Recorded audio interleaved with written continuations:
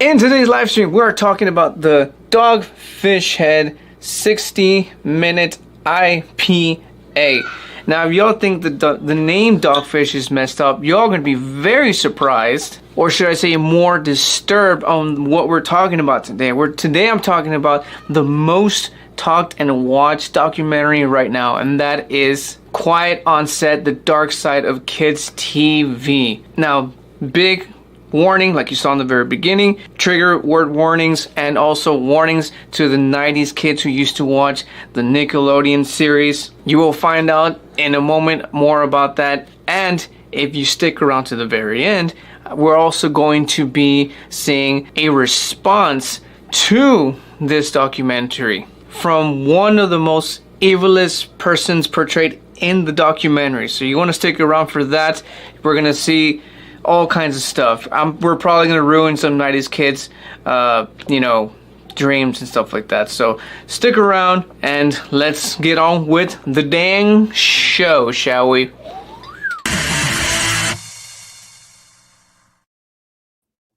Welcome, y'all. Welcome to the Booze&Chill Live. This is Raymond here, your host as usual. How y'all doing today? Where are you guys watching from? I can see Instagram, so we're live on Instagram. Let me know where you guys are watching from. Facebook, YouTube, X, Instagram, or my personal Facebook if you actually know me like that. Let's give a shout out to the first people that I always got to give a shout out to, and that is the Patreon supporters. Become a Patreon member, guys, and you can if you like what I do, if you like what I bring to the table on the lives or on the videos and the pre-recorded stuff, please become a member, get behind the scenes stuff, and early releases, and you get to actually, like, when I do giveaways, you have higher chances of winning and stuff like that. And not only that, you just get a lot of good stuff. Tiers start at $3. Again, if you want to help support me, go ahead and become a member. And I got to give a shout out to the newest subscriber here. We by the name of Terry Lynch. I believe is Dr. Terry Lynch. I checked your stuff out, sir. Doctor, wow, man, a doctor following me. He's gonna be probably examining my shit or something. But thank you, sir. Thank you for subscribing. Hopefully you're actually around and you're watching. Shout out to you, sir. But now let's. I think we already got it's Jeff. What up, bro? Wow, I've never seen this profile before. This is a very snappy picture of you, sir. What's going on, sir? What's going on? But oh man, for those of you who are here, you are here because you saw the thumbnail. You saw it exactly what I was going to talk about. And if you know, you know. For all my 90s kids who were around the time of the Nickelodeon, and I'm not talking about like right now. I'm talking about all that Keenan and Kel, Drake and Josh, and there's just a bunch of other stuff. But we're gonna get into that right now. But we're gonna first, we're gonna get into.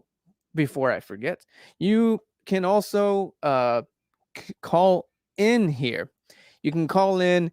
You can call in to see what we're going to be. You can comment. I mean, what we're going to be talking about, or if you have something to say about what we're trying today. And by that is this is what we're trying today. This is the beer that we're going to be reviewing today. This is the Dogfish Head 60-minute IPA. And like I mentioned in the very beginning, the name sounds a little off-putting. It really, really does. But that's kind of the reason why it like lured me in. You know what I mean?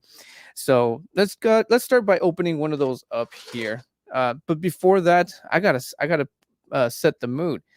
Typically, I always put my homeboy's Ace Core 30 music, but his stuff is more like upbeat. You know what I mean? More not in the vibe of the topic or the documentary we're going to talk about. So today, I'm going to put something along these lines here. Hopefully y'all can hear it. So yeah, I'm gonna be playing that because I always like to have some music in the background. So yeah, let's get this thing started.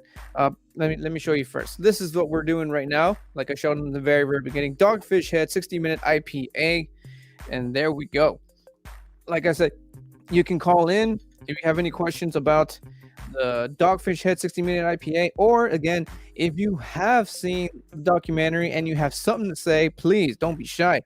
Give a call in real time. Give your opinion. Everybody on YouTube will hear. Everybody who's in the live will hear. And holy crap, that is the perfect pour. And I was wondering, the bottle is shaped differently and everything. That is very, very cool. Ooh, I can smell it already, sir. Oh, but yes, guys, please don't be shy. If you have something to say, you have a question about the IPA, if you have something to say about the documentary, again, if you know, we're going to get into it. I swear. I fucking swear, guys. But for now, I can't really hear the music. Let me know in the comments, guys. Can you hear the music? I can't seem to hear the goddamn thing. Oh, wait, there we go. Yeah, just double check, and yes, we can hear it. Anyways, let's start with the beer review, because we always got to start off with the beer review. Let me know if you guys are drinking out there on this nice, fresh, thirsty Thursday. Who treats their Thursdays like Fridays? Ever since I changed the Friday lives to Thursdays, it's kind of how it's been, just treating it like a Friday. And in fact, all day today, my wife and my other kids, well, my nieces, I call them my other kids, all day it's been confusing today for a Friday. So it already feels like Friday. So even the comments, does it feel like a Friday to you? It sure does. And then we're gonna make things a lot more interesting with this here 60-minute IPA. So let's start with the first thing that we do here, guys, and that is the smell.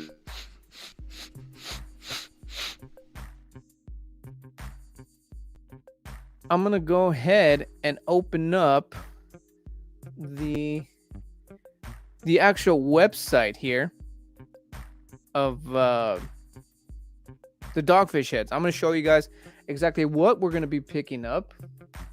Just give me a second. Is this the actual one here? Give me a sec, guys. Yeah, that's the one. Awesome. Let's go ahead and open up this here. Boom. Here we go. This is the official website of Dogfish Head, more specifically on the 60-minute IPA, which again you can find in the description if you guys want to know a little bit more about the beer. And let's see, what are we supposed to be picking up here? We got an ABV of 6.0%, is it? Yeah, 6.0, and IBU of 60.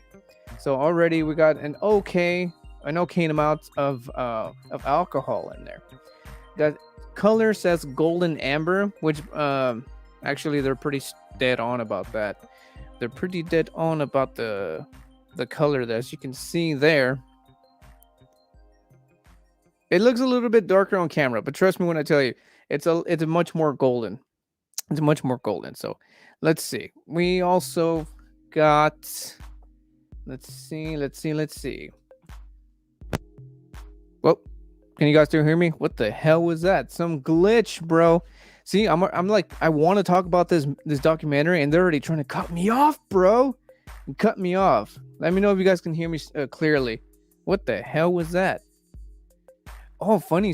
I'll tell you a funny story as soon as I see these comments that are coming up here. This is my actual YouTube. Oh, okay. Gotcha. Alex, what's going on, bruh? What's going on, bruh? Oh, no. I'll go easy. Take a go. Oh, no. What are you drinking? What are you drinking, Jeff? What are you drinking? Fucking Minuto 23. You know, fuck it, dude. Fuck it. Free. Just because you're being polite right now. Here's a gulp.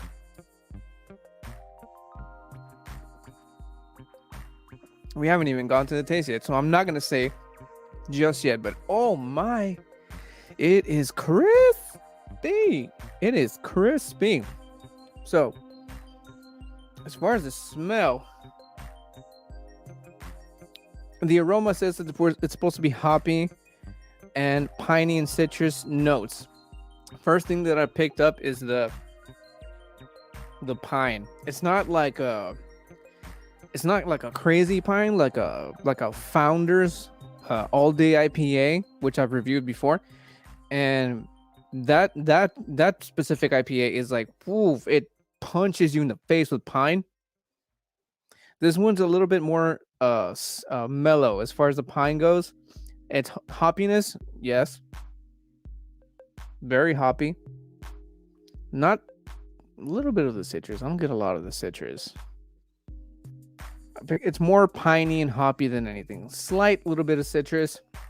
And let's see. Flavor, we're supposed to be moderate bitterness and crisp. Oh, that is damn sure. The crisp finish on this bastard. Holy crap. So I guess we can just go ahead and say that we tasted it. But let's go ahead and get... and I'm just going to skip the taste because we already did the taste. We did the smell and the taste. The taste is just like so dang good. The mouthfeel on this motherfucker, though. It's just so dang crisp. Leave in the comments, is this making you crave anything? A beer, I mean. Does it make you crave a beer? Because holy shit, dude. This is the first time I've ever tried this. This is my actual reaction to this beer. And holy shit. The carbonation is just insane. The bubbles are dancing in such a way. It's insane. But holy crap. That is delicious. That is delicious. For those of you who are just tuning in, this is what we're working on right now. This is the Dogfish Head 60-minute IPA. And yes, delicious stuff. Delicious. Recommend it. And I'm gonna show you guys one more time the website so you can go ahead and get informed a little bit more on this drink, because holy crap, guys, I do recommend it. Go to Dogfish Head IPA. You can Google it up, Dogfish Head, and type in the 60-minute IPA, and it will specify everything about it, everything you want to know: aroma, flavors, mouthfeel, ABVs, IBUs. But again, typically when I do a live beer review, I do always put up the websites, and I let you guys all know that you can go and find these beers in their website. Get informed. If it interests you in any way, please go check them out. Support craft beers, because craft beers are just my thing. If you've been around since the very beginning, you know that craft beer is my thing. It's just my jam. I got some more comments here coming in. I'm drinking that margarita mix shit that we drank on. Oh, it's the... I can never remember. No, it's not a margarita. It starts with an M. It's a Spanish word, but I remember it. What flavor though? Because the one we tried was like a strawberry, some shit. Slippery. I'm late. Natural light on standby. About to booze and chill. Hells yes, sir. What's going on, Cassandra? Cassandra's in the house too. I know everybody's here is excited for that goddamn documentary, and I'll get into that. I'm gonna get into that for sure. Pink lemonade. Oh, okay. I didn't even know they even made that flavor, bro. But before we dive into, because I already did the beer review. One more time, I'm gonna show you guys exactly what we working on here. This is again the Dogfish Head 60-minute IPA. Delicious stuff. Very crisp, piney, hoppy, and a slight bit citrusy. But let me tell you, when I say that crisp finish at the end, god damn, it's like the most refreshing thing ever in the world. I swear. This is again the first time that I'm trying this IPA, and it's delicious. And I know a handful of people. I know a lot of people who are not huge fans of IPA, and I've always said it since the very beginning when I first started. When I first reviewed the first IPA in the channel, that it's an acquired taste, because not a lot of people like it. But let me tell you that this hits very, very well, especially when the springtime, the heat's coming back. This is definitely something to get into to really destroy that thirst. That's what this does. The thirst destroyer for 60 minutes exactly. No, I'm kidding. I don't know. The 60 minutes doesn't really specify on that actually. Why is it called 60 minutes? Let's see. Let's read a little bit about this. It's hard being the sequel. What? Being the sequel. Oh, okay. So this is not the first time they tried this. Unless you wrote the original story inspired by the continual hopping process we invented with the 90-minute IPA, 60-minute IPA. Oh, there's one that lasts 90 minutes. That's interesting. Very interesting. All right, guys. I know most of y'all are here because of that goddamn documentary. I know that for a damn sure. But now that but you know, the beer reviews don't really last that long, which is why I always had a little something else. And today's talk, let me fucking tell you guys. Let me tell you. Let's start. I'm gonna break it down by season. I'm not gonna talk about it in full detail. I'm just gonna go ahead, read the synopsis, tell you a little bit about, you know, every episode, and then, you know, again, if you have anything to say, please leave it in the comments. If you've seen this, if you have a comment to say, something to say, please go ahead. And also one more thing, if you guys are watching from Facebook, please, my streaming program even notified me before any of this started that they're having a little bit of issues with Facebook. So if you are watching from Facebook and you're commenting and you're seeing that I'm not replying to you at all, please go to these go to these and watch from there, and I will definitely see your comments for sure. It's not me ignoring you, it's Facebook ignoring me, just so you know, just to get that out of the way. And again, we have something to say, questions about the 90-minute IPA, Dogfish Head 90-minute IPA, or something to say about the documentary. The number's right down there. Give a live call, just so you all know. So, all right, let's break down the first synopsis of the Quiet on the Set, Dark Side of Kids TV. So, the first episode is called Rising Stars, Rising Questions. The synopsis for this is, in the 1990s, a new creator emerges, and Nickelodeon showrunner Dan Schneider. In fact, I'm going to go ahead and show you who exactly we're talking about. Dan Schneider, this is the guy. This is the main character of the documentary, so you know. Dan Schneider, who brings laughter and mentorship to kids TV. He champions young talent like Amanda Bynes, which they mention. But behind the scenes, some female writers face a toxic and sexist environment. So basically, it starts off again. We're talking about the same guy here. We're talking about Dan Schneider. For those of you who are not familiar with Dan Schneider, actually, I don't think I came prepared with that picture actually, but I can actually show you guys. If you are not familiar with Dan Schneider, I know a way to get you all to up to speed real quick, especially for the 90s kids who are here and here for this documentary. So I'm gonna go ahead and show you. If you're not familiar with Dan Schneider, if you have seen the movie Good Burger, I'm looking at the wrong camera. If you have seen the movie Good Burger, this is who Dan Schneider is, which is this guy right here. He is the manager of Good Burger. He plays Mr. Bailey. Let me see if I can get you guys some pictures. I'm doing this through Google. I wasn't prepared with the picture. I'm sorry about that, but you know what? This is the beauty. This is the beauty of this live stream. I can actually control all of this, guys. There's no Good Burger. Let's see. This will get you guys a much clearer picture, just so you guys can know. And here we go. That's the guy. That's Dan Schneider. Again, for those of you who did not know, Dan Schneider is basically responsible for all of those awesome 90s Nickelodeon TV shows. He was the brains behind everything.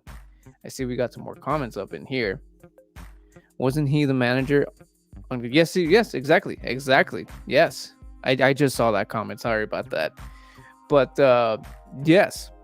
So this is the mastermind behind all the really, really awesome Nickelodeon TV shows in the 90s that you all know and love. This is the guy. But apparently he was a genius. He was good at what he did and everything like that.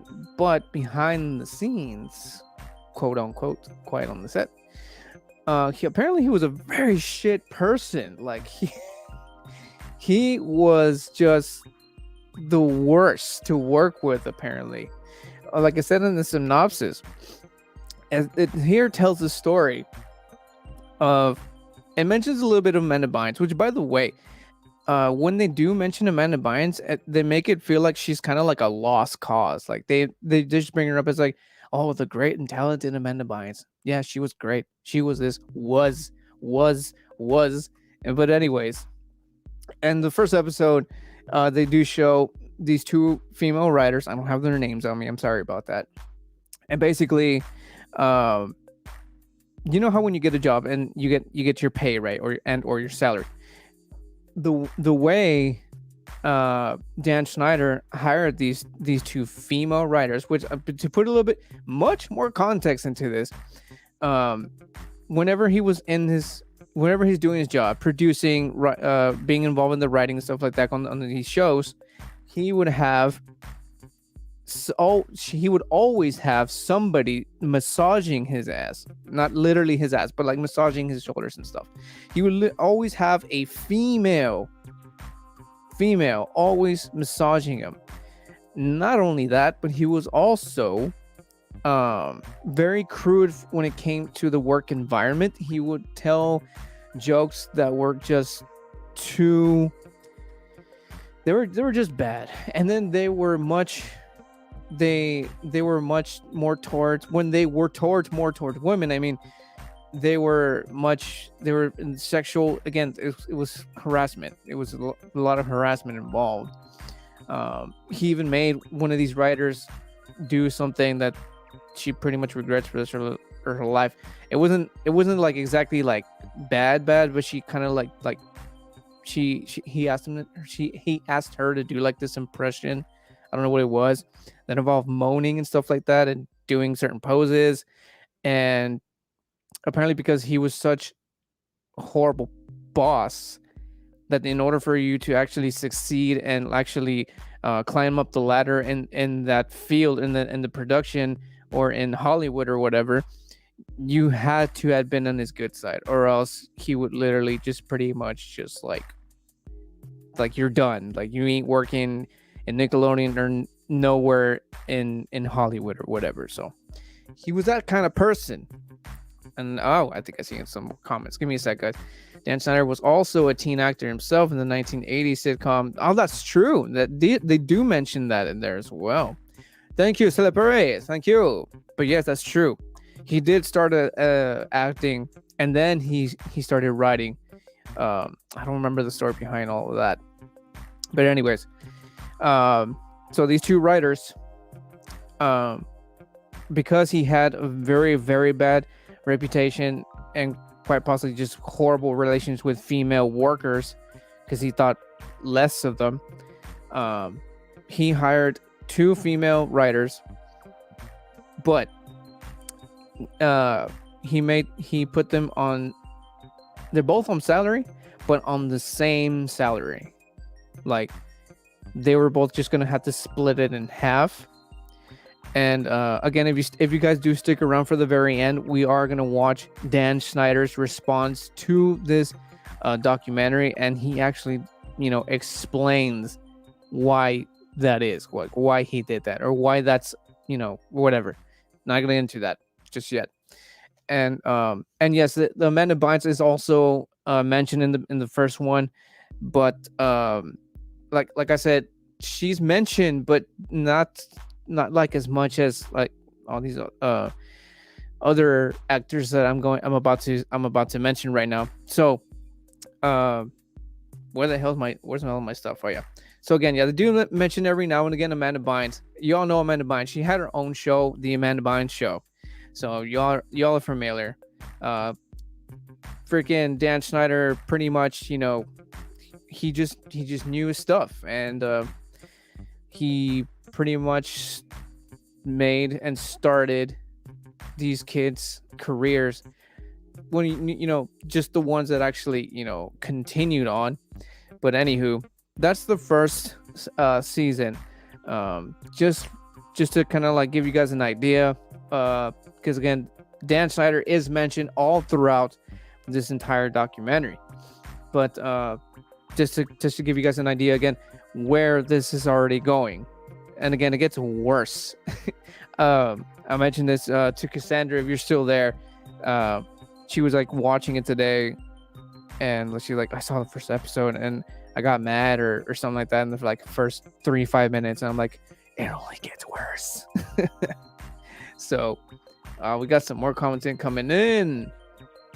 See who we got here. I feel like we need to hear more about Amanda. That's exactly because like I said, they only brought her up like, oh yeah, she was a star, she was this, she was that, but that's pretty much it. They didn't go into depth with her, which is a little bit more sus. And but yeah, I don't know, I'm not sure, but that's the first episode. I'm gonna have a sip here. Oh yeah, but yeah, guys, it's a crazy documentary. Super messed up. Again, if you used to watch the old Nickelodeon, well, not old, like the 90s Nickelodeon series, this is going to just kind of ruin that. But anyways, let's see. Synopsis. Well, first, the title of the second episode, called Hidden in Plain Sight.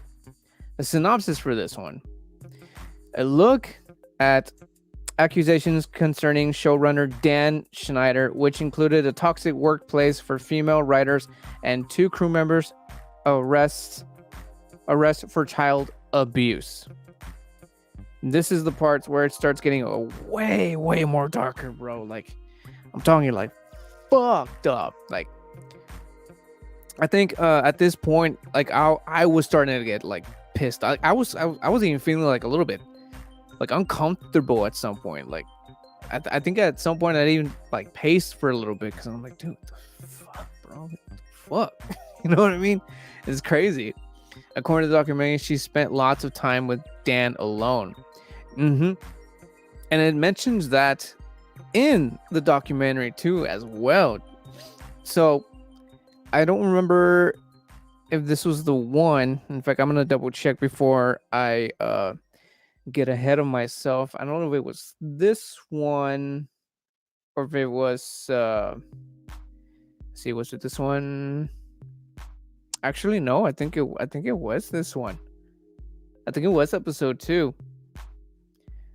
There was a mention, I'll just mention anyway. There was a mention about Amanda Bynes where at some point she got so big that she decided, because her parents, the way, and again, this is just what I learned from the documentary, the way child actors work is that the parents can be the managers if they choose to, right? So Amanda Bynes' parents were her managers, but then, you know, she started like at what, like 12 or some shit as acting, and then eventually she became so big to the point where she decides that she doesn't want her parents as managers. And still a teenager at the time. And somebody, I don't know if it was, I think it might have been Dan Schneider. I want to say Dan Schneider. Dan Schneider brought up the idea. I don't remember the word, what it was, but basically he can take Amanda Bynes take her parents to court and take off her parents as managers. There was a word for it. I don't remember. If you guys know in the comment section, can you please put it right down there? But yeah, that's the way it worked. And she was pretty much it. I think it actually went through, if anything, because I think it mentions in the documentary that Amanda Bynes and her parents just have the most shittiest relationship now. And I think, like I said, I actually pulled through. So I think at that point it was just like, Amanda's show, whatever, and then just it just went to shit because there was nobody there to, you know, guide her properly. But yeesh. Conservator, was that the word? I don't remember the word. we'll call it conservator. Sounds like an evil. Emancipated. That's the one. Thank you. Conservator sounds like a transformer, but it was emancipated. Yes, thank you, sir. That was the one. It was emancipated. Yeah, Amanda got her parents emancipated and that just like ended her parents' managing career to her managing, and yeah, it does. It really does. So yeah, at that point, it just kind of started like just going fucking all downhill after that. Because again, there was nobody there to actually guide her properly, and so she ended up like I've seen like pictures and stuff of her how she is lately, and I mean, I think one of the last things I heard was that she got arrested for smoking pot, which is like whatever. But other than that, I think that's probably the worst I've heard about her. I've seen some pretty like shitty pictures, but I mean, the paparazzis take shitty pictures. That's like their thing, right? So it's like hard to tell. But anyways, the second episode is where they start mentioning again there's more about Dan Schneider, of course. More Dan Schneider. I gotta get my shit here. There we go. So yeah, there's more of Dan Schneider, and it goes a little bit more into depth into the whole writers, which I already explained, and then I think it was this one or the one after this that at some point the writers, one of the writers, actually sued Dan Schneider. And if I remember correctly, it did not go very well for her. But as far as the child abusers, this was I think it was a production assistant. I think that was his position. I don't have the name on me. And funny story about this producer, assistant producer. So I watched the documentary about a day or two ago, right? And I'm like, oh, this is cool. Like, I want to talk about this on the live along with the beer review, right? So it's like, okay, I get all my shit down, whatever. And then just like a while ago, as I'm prepping, like I usually do, I'm like, oh, I don't have that guy's name. And so I Google it, right? I'm trying to Google like I put like a quiet on set producer, nothing. Quiet on set producer something, I forgot what it was, nothing. And then I put quiet on set producer assistant, clicked enter, nothing. Like it didn't even search. That was the weird part. Like I literally did not even search, and I clicked the enter button like 3 times, and I'm just like, what the fuck, dude? Like, did this dude like clear his name completely, or what in the shit? Let me see. I follow her on Instagram. She's trying. Oh, is she? I mean, good for her. She's Amanda trying to get her nail tech license. Oh, I mean, she's doing something, right? She's doing something. Some positivity on there. But yeah, that's the weird thing about this assistant. And again, it sucks that I don't have his name. And because I couldn't Google him either, I don't have a picture of him either, which is fucking pain in the ass. But anyways, so yeah, he was a assistant producer. So his job consisted of pretty much being around the kid actors, right? Being around the kid actors, chaperoning them around, leading them to getting into the parents, getting them to the set, getting them to their dressing rooms, right? And just making sure they were okay and they were had everything that they needed. That was his job, right? And the story of how it completely went to shit with him wasn't even with the main cast members of the shows, right? This happened with a girl who I think she was like like 12, I think, like, or something like that.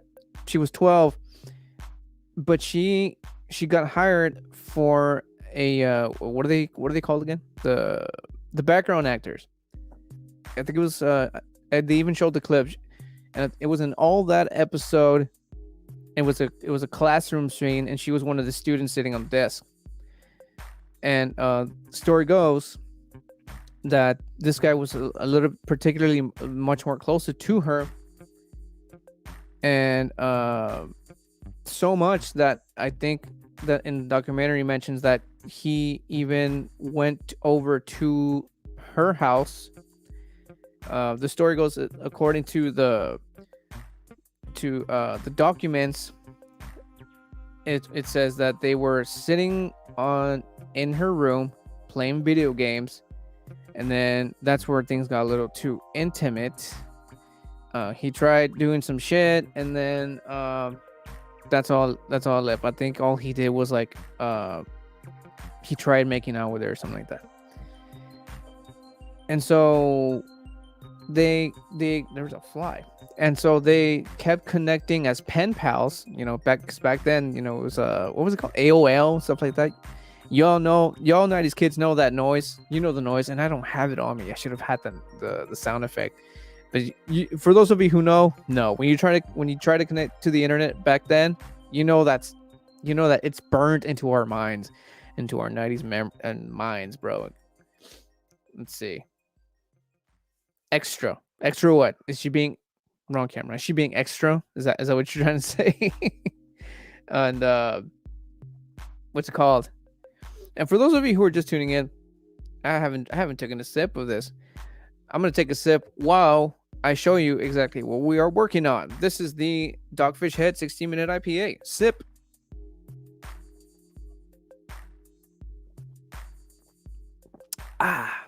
That long pause was me having a drink. I was craving it. Oh, let's see. She was an extra on the show. Oh, yes, exactly. Yes. And it got to, what the shit? Hello. I think I can still hear myself. So yeah, it got to the point. They became pen pals, right? They were message each other, right? And the worst part was that he ended up sending a nude picture of himself masturbating to this little girl. And the story goes that she freaked the fuck out, cried, ends up telling her mom. And keep in mind, the parents are what's it called? Not friends, but they know these people. They worked with these people, right? Because again, his job was to make sure they were fine. So they've had so many encounters, and then to see that shit, it's like, the fuck, bro. So that was the first one. And of course he got caught. He got so caught. In fact, so bad that I think we gotta, and yet the mom didn't say anything. That's true. The reason why the mother didn't want to say anything was because, what was it? I think plain and simple, she was just afraid. It wasn't so much that she didn't want her kid to not be a kid actor, but because she was simply just afraid. And if I remember correctly, she even mentioned that, like, how am I going to even explain this to the police, right? But fast forward again, he did get caught, and it just got even worse, because I mean, they found him. I think it was like an apartment or some shit, and they found him, and they found child pornography. And this is the part where it gets even more weirder. He would have Ziploc bags, and in each Ziploc bag was an item from girls that he met or might have done shit with. They didn't specify exactly about the bags. But I mean, to me, that sounds like kind of like it's like a serial killer who whenever like they have their first victim or several victims, and then they keep little trophies. That's kind of what it sounded like for me. The guy's name Jason. Is it Jason Handy? Oh man, I gotta give you so much props, man, for doing the research for me. By the way, how did you find it? Like I mentioned earlier, I tried searching the guy up, not by name, but I tried searching him, and it wouldn't even search. Like Google wouldn't even search. So I was like, the fuck, bro? This secret society, man. This fucked up society, bro. Anyways, that was the second episode. I think I might have gone a little bit ahead of myself, and I think they might have caught him in the third one, which, by the way, there's only 5 episodes. So if you guys haven't seen it yet, again, if you're sticking around because you probably saw it, or if you haven't and you just want to know about it, there's only 5 episodes, so you have plenty of time to catch up. Plenty of time. But yeah, I think I might have gone a little bit ahead of myself, and they might have explained how they caught him in the third, or probably not. But anyways, I'm gonna jump into the third episode. But before that, I guess I see some more comments coming in. Let's see. And Wikipedia. Oh man, I forgot about Wikipedia. But there you go. Jason Handy. That sick motherfucker. 5th episode was just announced. No date yet. Ooh, you're actually because of you, I was gonna announce that. Thank you. Cassandra here was my resource as to why I know there's going to be I think you mean 6, because there's 5 episodes. Yeah, because there's 5 episodes. Here are 4 episodes, but they are working on the 5th. Oh, so that shit. So oh crap, I'm looking at the 5th here. How do I don't know. Now let's see. We'll jump into that right now. Excuse me. Because I'm looking at 5 episodes and I'm like, you know what I mean? So yeah. 3rd episode, the 3rd title is called Too Close to the Sun. Excuse me. This is the synopsis for the 3rd one. A former child star discusses surviving abuse at the hands of his acting coach.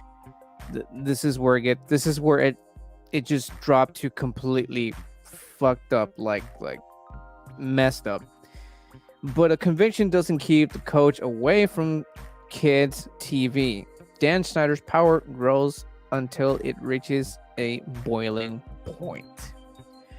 It's a pretty dead-on synopsis, and I'm just gonna cut to the chase for this one, because this episode was the one that's just like, ooh man, ooh bro.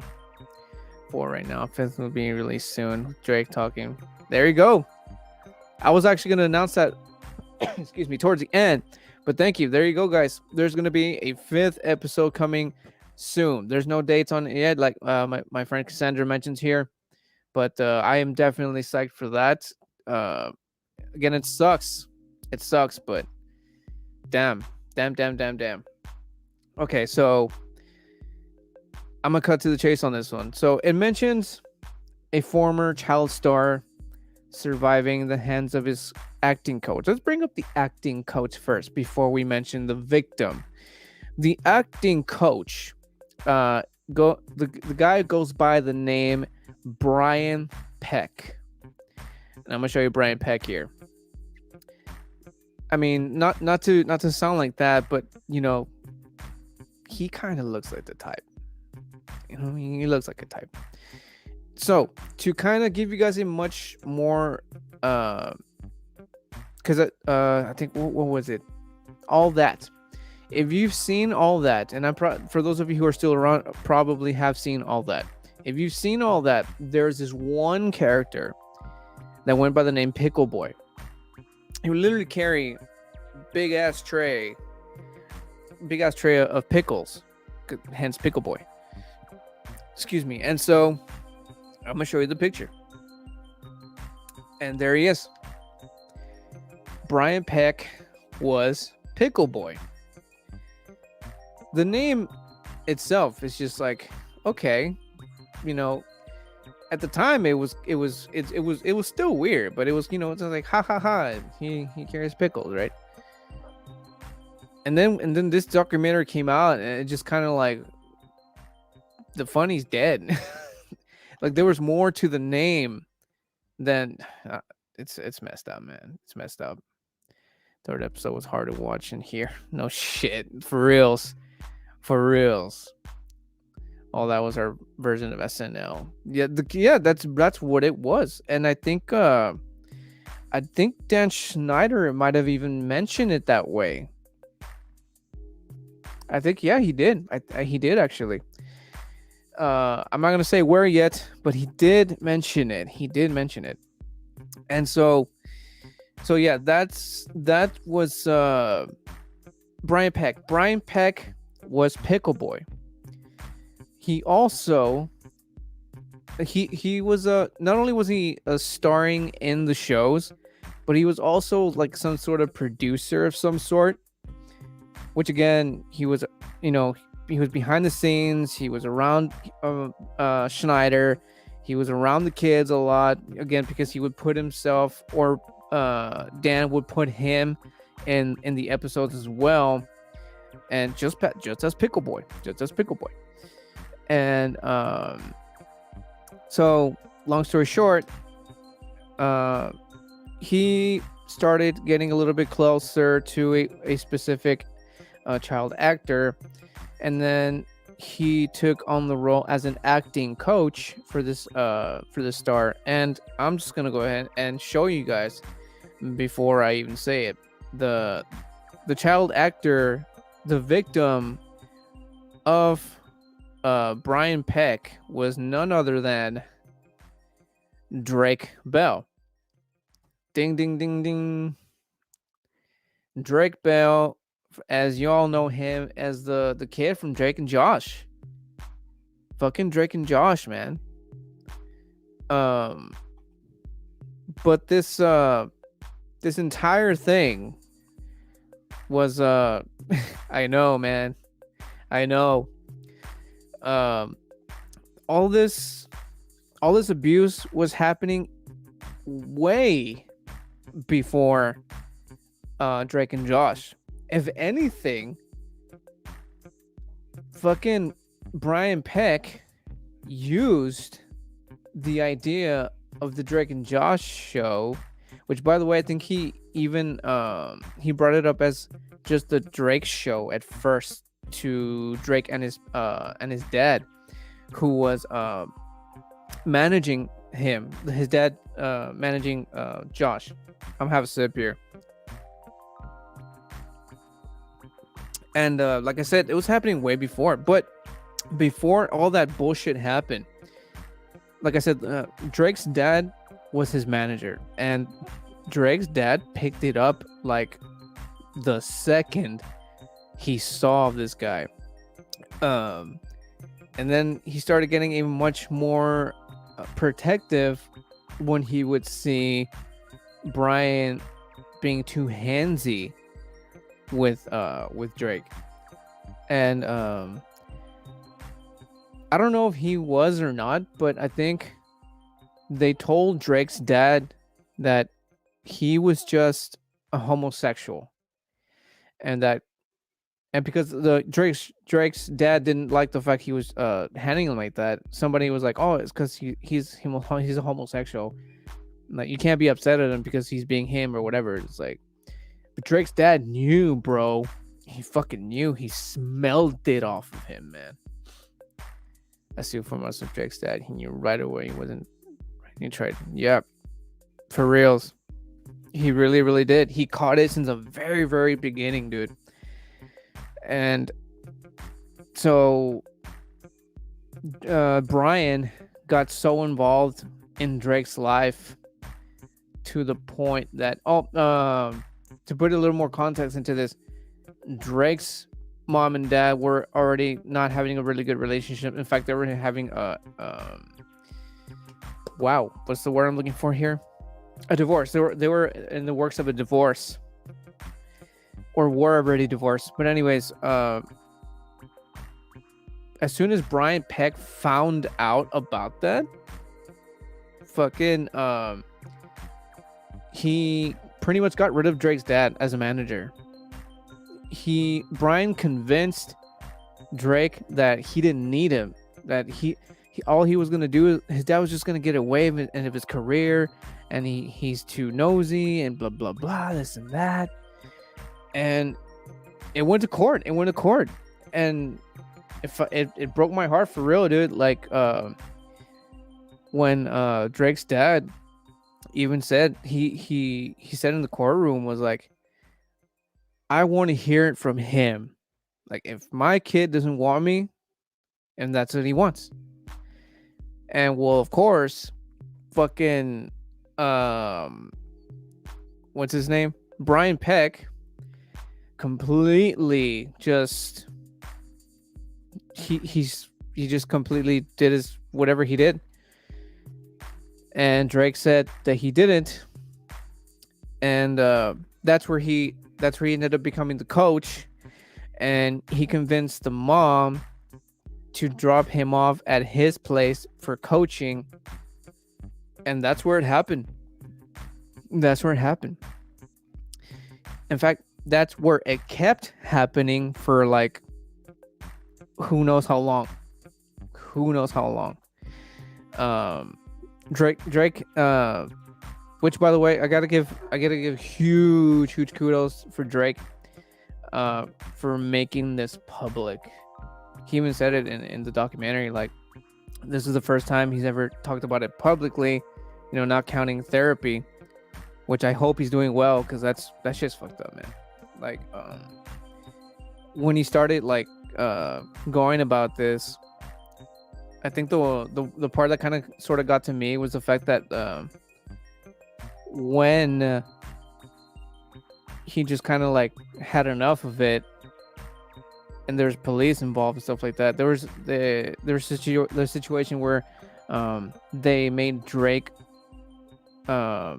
explain in detail what he did to him. I feel like that took balls, because it's like, you don't want to do that, right? Not a situation like that. And yeah, that was pretty bad. And then the fact that they made him make Drake call. Drake call. Oh, no, I'm sorry. Brian call him. I don't remember how he did that. No, I'm sorry. Drake called Brian and tried to make him somehow say everything he's ever done to him, which, according to the documentary, was very fucking easy. And he explained everything in detail. Like, fuck, bro. Fuck. He manipulated Drake. Exactly. Bad, dude. Bad. Drake's dad warned his mom about keeping Brian away from Drake at all costs. That's right. Right after Drake said no, Drake's dad told the mother, do not leave him alone with this guy. And so, parenting, man, it's important to be a responsible parent. That's all I gotta say, because it's like, fuck, dude, shit like this it's not cool. It's not cool. So that happens, and I think at this point this guy like makes fucking Dan Schneider look like a fucking saint, bro. But it continues on to episode 4, which is apparently the last one. I'll read the synopsis for 5, because I swear I thought there were 5, but apparently I was wrong. 4th episode is called The Darkest Secret, and this is the synopsis for the 4th one. A former child star reveals how he survived abuse at the hands of his acting coach, harrowing. Okay, this is the same thing. Oh, I already read it. Oh no, wait. It just starts off the same way. Abuse of the hands of his acting coach. The harrowing account traces how he met his abuser on set, the way his coach upended the child's family, and the challenges faced with the actor sought out police. Again, I went a little bit of ahead of myself here, but that's basically what I explained happened in the last episode. Jake Stan warned. Oh, this is the same comment too. But that's what happened, guys. Like, and then it just went on. About what's it called? Wow, this is how bad at names I am. It's insane. Freaking Dan Schneider here. It also does bring up a couple of other child actors. For instance, like the cast of all that. We get, let's see, we get Kyle Sullivan. I don't have a picture, but he came out, I want to say, season 2, 3-ish of all that. They were one of the newest ones that came up. And then we also see, who else is in this documentary? I don't see anybody else in here, which is weird. But anyways, there was more all that actors that came out. I just, for some reason, they're not on here. It's so weird. Maybe they were, let's try season 5. I'm pretty sure they'll come out there, because that's when, there we go. We got Giovanni Samuels. She was basically let go because, what was the reason why for her? I don't remember the reason, but I do remember she was rejected, and because of that, she faced like, she had issues with how the way she looked and stuff like that. And then we also had Brian Harn.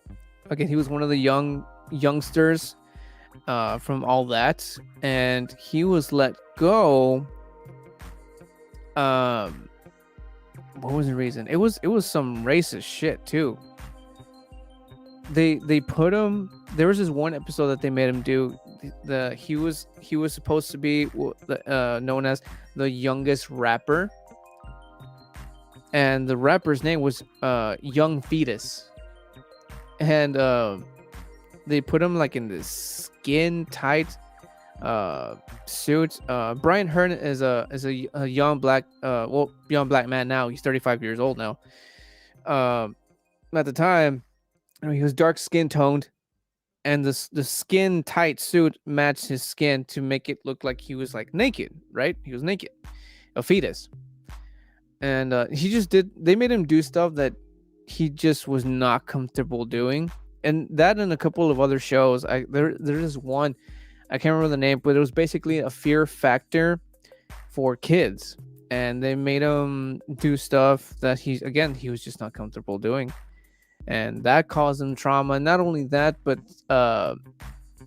his mom was very protective of him as well. And she actually spoke out to these people. Like, she actually told them off. And because of that, they pretty much told him that, she's the reason why you got fired, you got let go. And in the documentary, it just says that completely destroyed the relationship, stuff like that. And who else was in there? There's a couple of more in here. I just I don't see any familiar faces, and I'm pretty good at the faces. Let's see.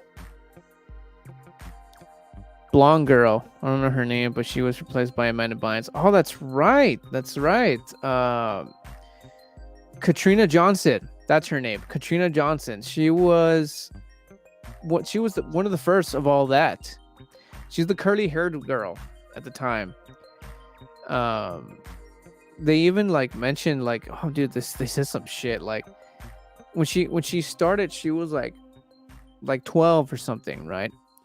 And then she started going through puberty, and the way that happens is like, you when you go through puberty and you start stretching, first you gain you gain a little bit of weight, and then like you actually get tall. And that process, Dan and the producers and stuff are like, she's looking pretty fat, and they tell the mother like, we already have the fat one, which was Lori Beth Denberg.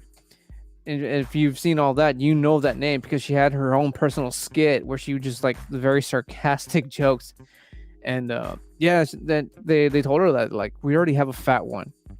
She's got to stop, or or whatever. So yeah, we got Katrina Johnson. Fucking, there was a couple more, but again, I'm not seeing any familiar faces in here. And a couple of other stars. They didn't say, but I feel like they let him go because his mom wasn't afraid to speak up on. Yeah, exactly.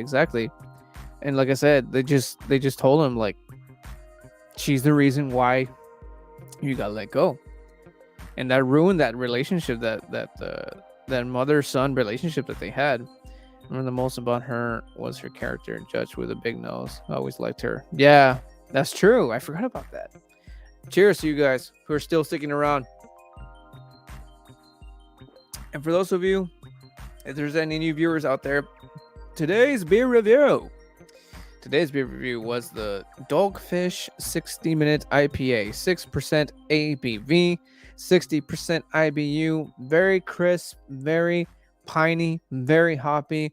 But like most coolest part about this beer is that nice crisp finish, dude. Oh my god, I'm telling you, it's refreshing as fuck. And now we have a Lori Beth Denberg with the vital information for your. Yes, dude. Oh wait. We got to do with the voice. And now we have Lori Beth Denberg with vital information for your everyday life. Well, that's my impression of the voice. But you know the voice. If you know, oh, dude. Fuck yeah, dude. Fuck yeah. Cheers to that.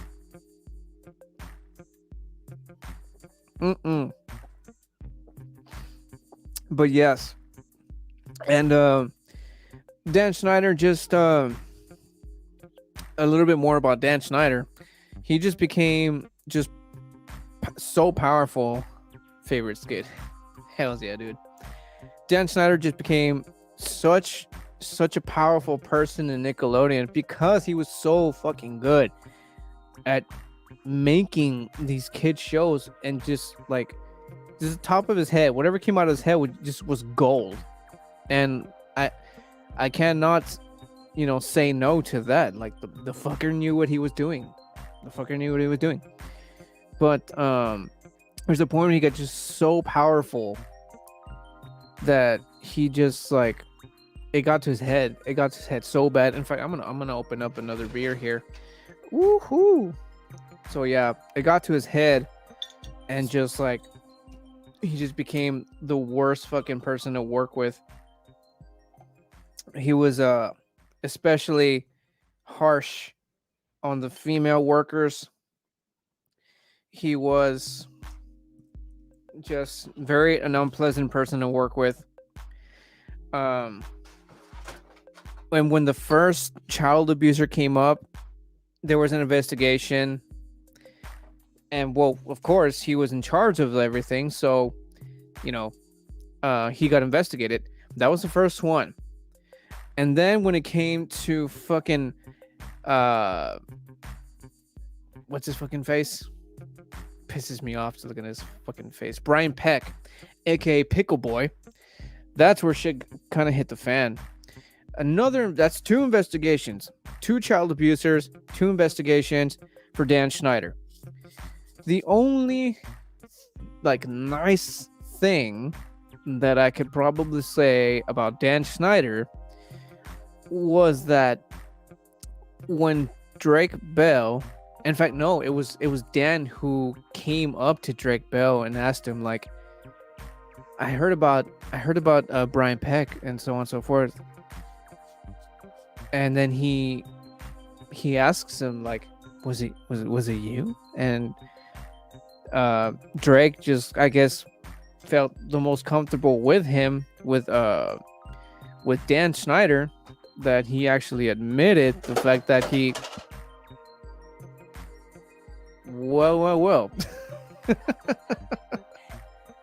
And here I was about to blame Emily. Emily being a ghost that we have in our house. Give me a sec here, guys. You know what? I'll wear this in the meantime. Oh, well, shit, I can't. Oh, well. I'll put it away. Thank you, though. It's okay. It's okay.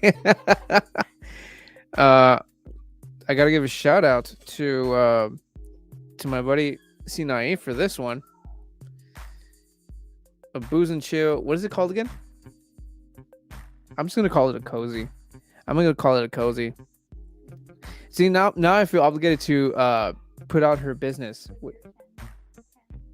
Beer can. We'll call it a cozy.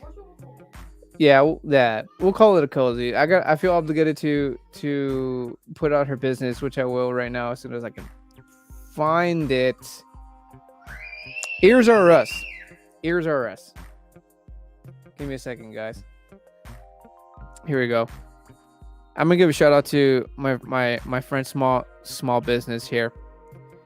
She's the one who actually made this for me. Random. Only on the lives, right? Only on the lives will you get stuff like this. Check out my friend Sinai's small business, Ears Are Us. This is where she's the one that made this cup for me. Ears Are Us. You can find her on Facebook, as you can see right here. You got contact information right there, and this is the kind of stuff she does.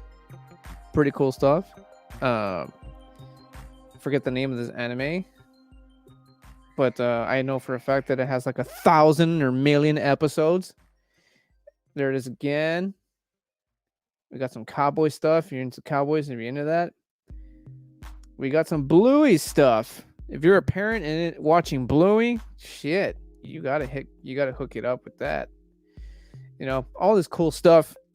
So there you go. Super random, right? But I now have a personalized Booze&Chill. I'm calling it a cozy. I'm not sure. You know what? I should test it out. Let's see if it actually holds this beer bottle. Holy shit, it does, bro. Look at that. Oh, look at that. Look at that. In fact, I'm gonna use it right now. Once I'm done with this one, so I got 3. The third one, I'm gonna use it. Hell yeah! Thank you, Sinai. Ears Are Us. Check her out and get some customized stuff made for you, especially for you. Let's see. Hey, so off topic, I wasn't surprised when they said Nickelodeon had a lot of predators working there. Years ago, I was watching a catch predator and one was arrested on the show. It's pronounced koozie. You're such a hipster, Slippery. Such a hipster. But fine, we'll call it koozie. I think it's called a koozie. I'm not entirely sure. I'm gonna call it that. That's so cool, dude. So cool. Oh, it especially looks nice. Right next to boom. And I've said this a couple times. It's in the works. Booze merch, man. It's in the works. Anyways, okay. I think that's really all I have to say about this documentary. Now, wait, let me just triple check here. What was I saying? Oh yeah, the fact that that was the only nice thing I could say about motherfucking god damn it, Dan Schneider, is the fact that he actually, supported Drake Bell after what happened to him. That's probably the nicest thing I could probably say about the fucker. But other than that, he was just like so powerful that he just fucking lost it. But after so many so many investigations because of those 2 child abusers, and then there's investigation directly for him for being such a dick, And Nickelodeon just kind of had enough of him and just like let him go after that. And like they said in the documentary, like that shit should have happened a long time ago. And I think somebody even said like we cannot have another one of those. Like we cannot let that happen again, and so on and so forth.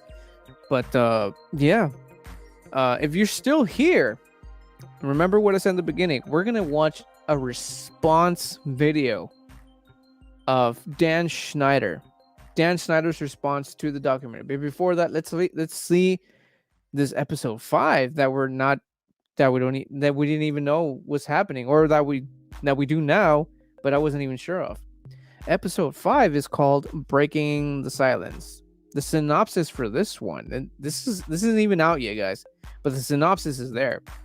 It's the untold story of the toxic, abusive environment inside 90s kids TV, hearing harrowing accounts from former child stars and crew who probe and balance off power in the industry, and reveals an era that inflicted lasting wounds still felt today. Now, according to the research, that will be, it's in fact, I got a picture thanks to Cassandra. Actually, she's my resource. Bonus episode of Quiet on the Dark Side Kids TV and Breaking the Silence. There we go. We'll launch April 17th. Oh, dude, we got the date, bro. We got the date. April 17th. There you go. I should probably finish reading these things more often. All I can say about this is that it really ruined my childhood, always watching Nickelodeon and loving how much fun everyone was having. Find out it really was happening. But, dude. But, there's a fucking fly, bro. I think somebody said this. They said, we have to thank these people, or we have to thank these kids for having this childhood to make our childhood so amazing.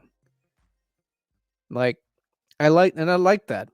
It's like a positive way to look at it. Like, yes, it's completely fucked up in so many ways, shape, and form, but it's true. Like, despite what happened, like Drake, for example, like Bastard, like kept going, like no, like this is my dream, and he kept going.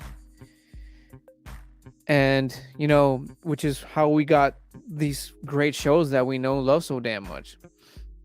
And I admire that from Drake. And but yeah, I admire the guy for doing that. And he actually put out a music video, because he's still making music. He put out a music video, and I watched it, and I watched this before I watched the documentary, and I'm just like, okay, like the music video was just like throwing out messages here and there, and I caught him like, oh, okay, something's up. And then I saw that, and I'm like, holy fuck, connect, connect, you know what I mean? So I admire the guy for that. Like, it took balls. It took so much balls. Yeah, it came out, I think it might have come out after, I'm not sure, but I saw the music video before the documentary. Also, the cast did not want to speak up because this was a dream for them. They did not want to ruin their character career. Exactly. That was more towards Dan Schneider, and yeah, they all just kept their mouth shut and just like they bucked up and kept going. But again, I admire them, even though they're all like, they all suffer from like horrible relationships or traumas or worse, right? They did well. It fucked them up in so many ways, but the fact that some of them just kept going, it's just like, it's the reason why we have so many good memories of these shows, you know what I mean? Like, you got to give them so much props for that. Like, again, it took so much balls, and I can appreciate that. and I admire these people for that. And I hope that, things work out and things just go for the better for them. And hopefully they do good in the future. They do good. Like Amanda Bynes, apparently she's becoming something with nails and stuff. It's like she's doing something. But anyways, if you're still here, we are about to watch Dan Schneider's. Well, we're gonna break down because, as y'all know, YouTube copyright and whatever. So we're gonna break it down, and I think I have a booger. No, I do not. We're gonna break down Dan Schneider's response. So we got another comment. Janet Curdy's book. Oh, that's right. I forgot to mention her. Yeah, I forgot to mention her. Jeanette McCurdy. She was also not a victim, but she was in the way of Dan Schneider's rage. And not only that, but apparently her mother was also very abusive. Her mother was bad her while being an abusive mother.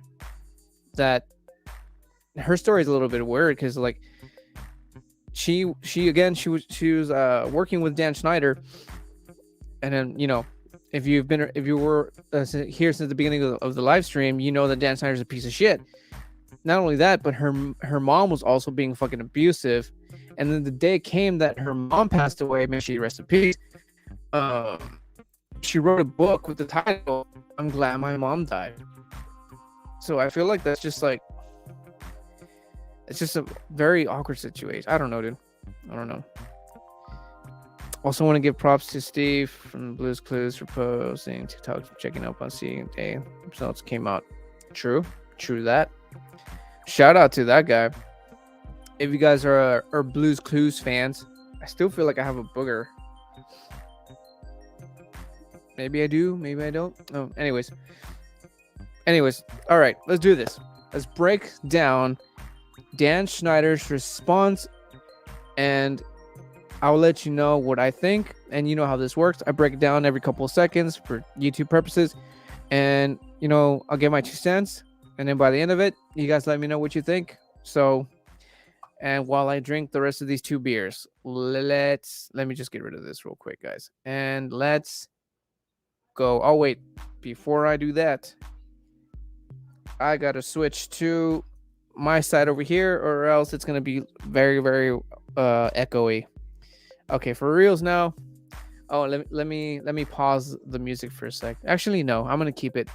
You can't even hear it anyways. Let's go, guys. How are you? I'm okay.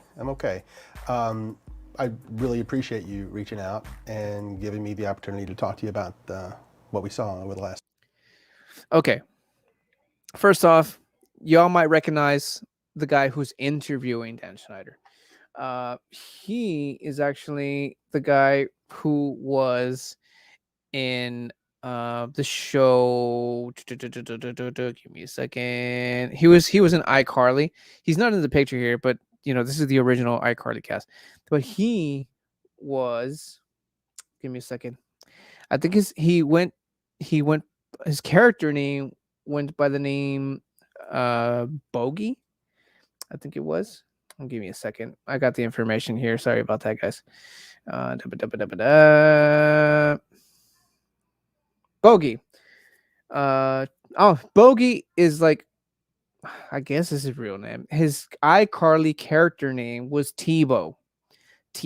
So that's probably why you all recognize him.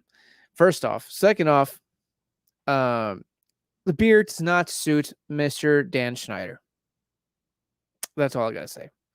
So let's continue on with this. And again, you guys let me know what you feel about this. 2 nights. I'm really glad you're here because I believe this is important. For sure. We've got a lot of things to unpack. But before I dive into my list of topics that I'd like to discuss, is there anything you'd like to start off with? Absolutely. How about by fucking apologizing?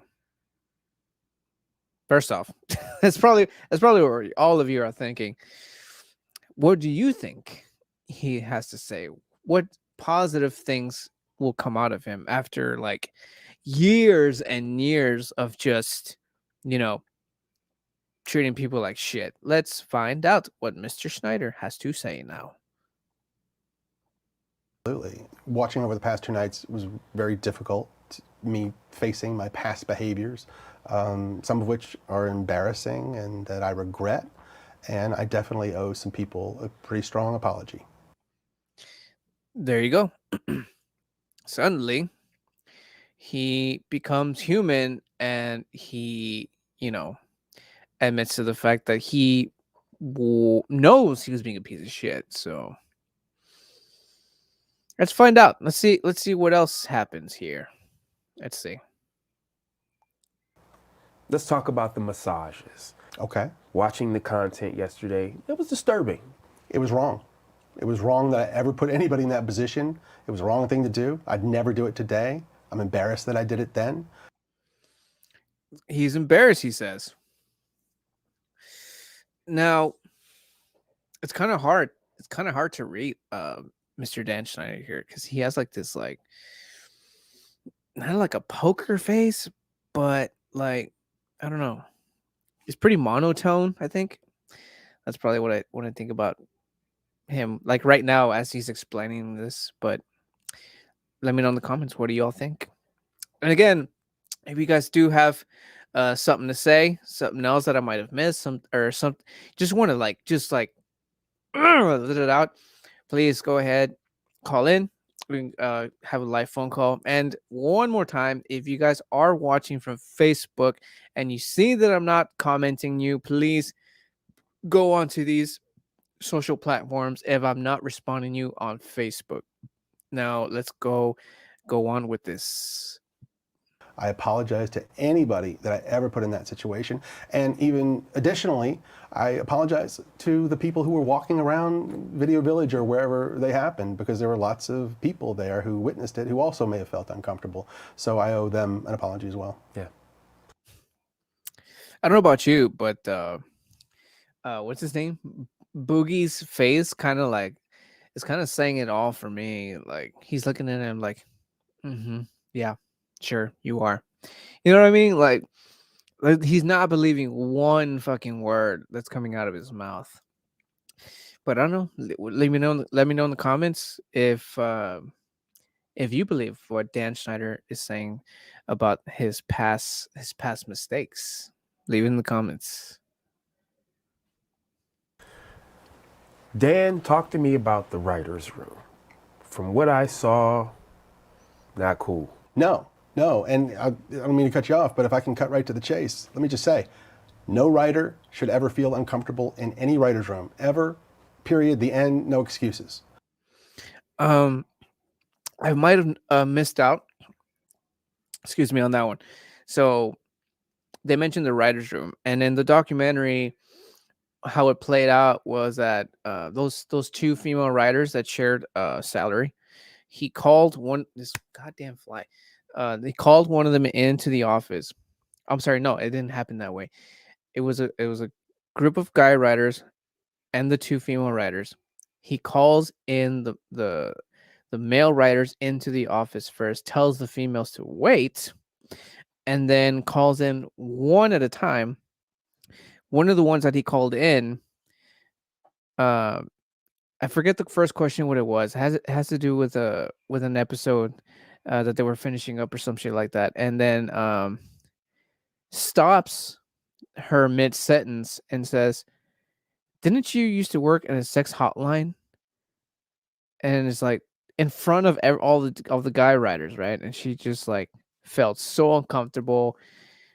Went home and cried it all out, and I'm pretty sure like I'm sure she was the one that tried suing him after that. Like you can't do that at fucking work. Like I'm a big fucking jokester, right? But I know there's a time and place. There's a time and place, man. Let's keep going. Most TV writers, comedy writers have been in writers' rooms, and they are aware that a lot of times there are inappropriate jokes made and inappropriate topics come up. But the fact that I participated in that, especially when I was leading the room, it embarrasses me. I shouldn't have done it. And I can tell you why it hurts really bad for me. I don't know, man. This Boogie person, or I'm just calling him Tebow. I like Tebow better. This Tebow guy is just like looking at him with this face, like, you know, that Thor meme where he's like, it's like that. That's kind of what I'm getting off of Tebow here. Like, he's not believing one fucking word. Not one word.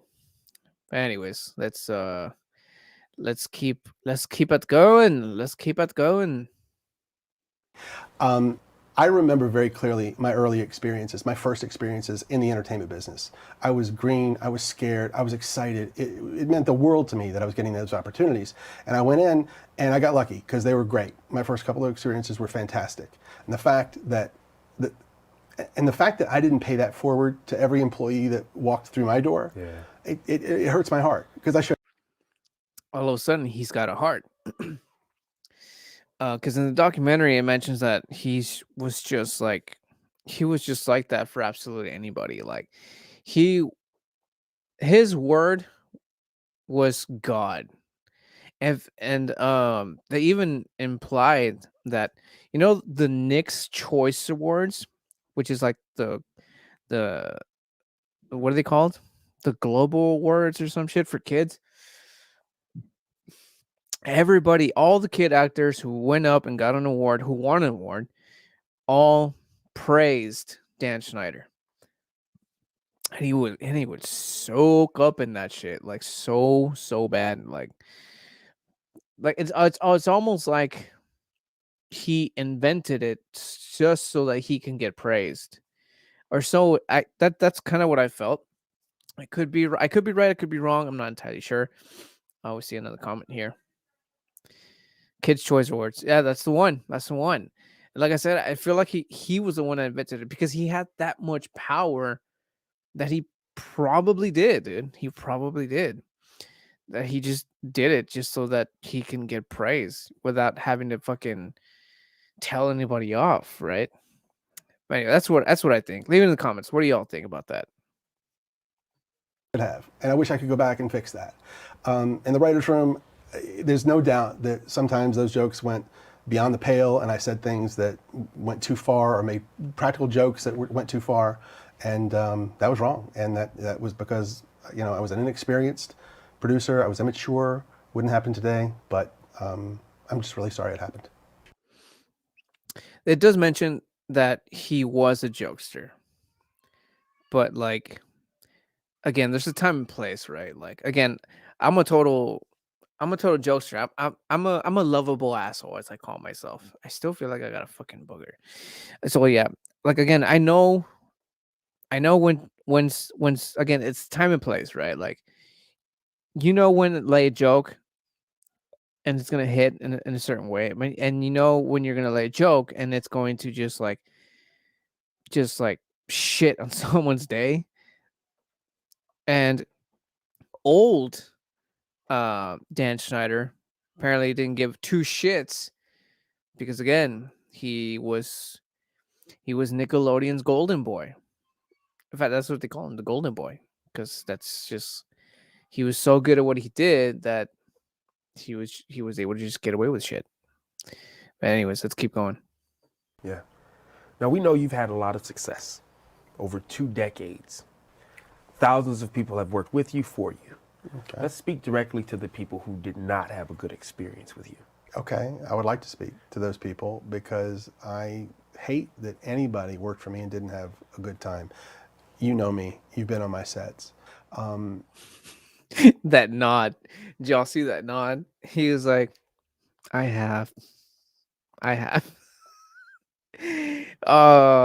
Tebow, what are you holding in, Tebow? Man, come on. Look, I've had some employees that have worked for me for 10 years, some more than 20 years, who would work with me again, but not everybody. There's still a significant number that didn't have a great time working for me, so my batting average isn't nearly high enough in that area. What I want to know is, who are the people that would still work for him? Because according to the documentary, like, there's not one person that was safe from his wrath. I would like to know who that is. I still feel like I have a booger. I would like to know who that is. Like, would it be like a child actor? Which I doubt it, right? But it's probably like camera guys. It's not even, because in the documentary there's even camera people who were also a little uncomfortable shooting certain of his ideas, which he explains right now about his ideas. So let's keep going so we can get into his ideas. Yeah. And the way they wouldn't get the best of me is that I would let the pressure of doing 40 or even more episodes per year, I would let that pressure get to me, which a good boss should never, ever do. Was there specific things that you were doing? Sure. I would snap at people sometimes. I would be snarky when I could have given them a nicer answer. I would not give people the time that they needed. I would be in too big a hurry to get on to the next thing. So here we're just hearing excuses as to why he was being a total dick. I gotta give a shout out to the people on Instagram. Tavo, my homeboy Tavo, my sister Amanda, if you guys are still there. Tony, excuse me, if you guys are still watching from Instagram, shout out to you guys. Sorry, Instagram is completely like separate, so I have to kind of like switch around. Sometimes I kind of like go off topic and I forget. So if you guys are still there, shout out to you guys, and thank you, Tao, for enjoying the show.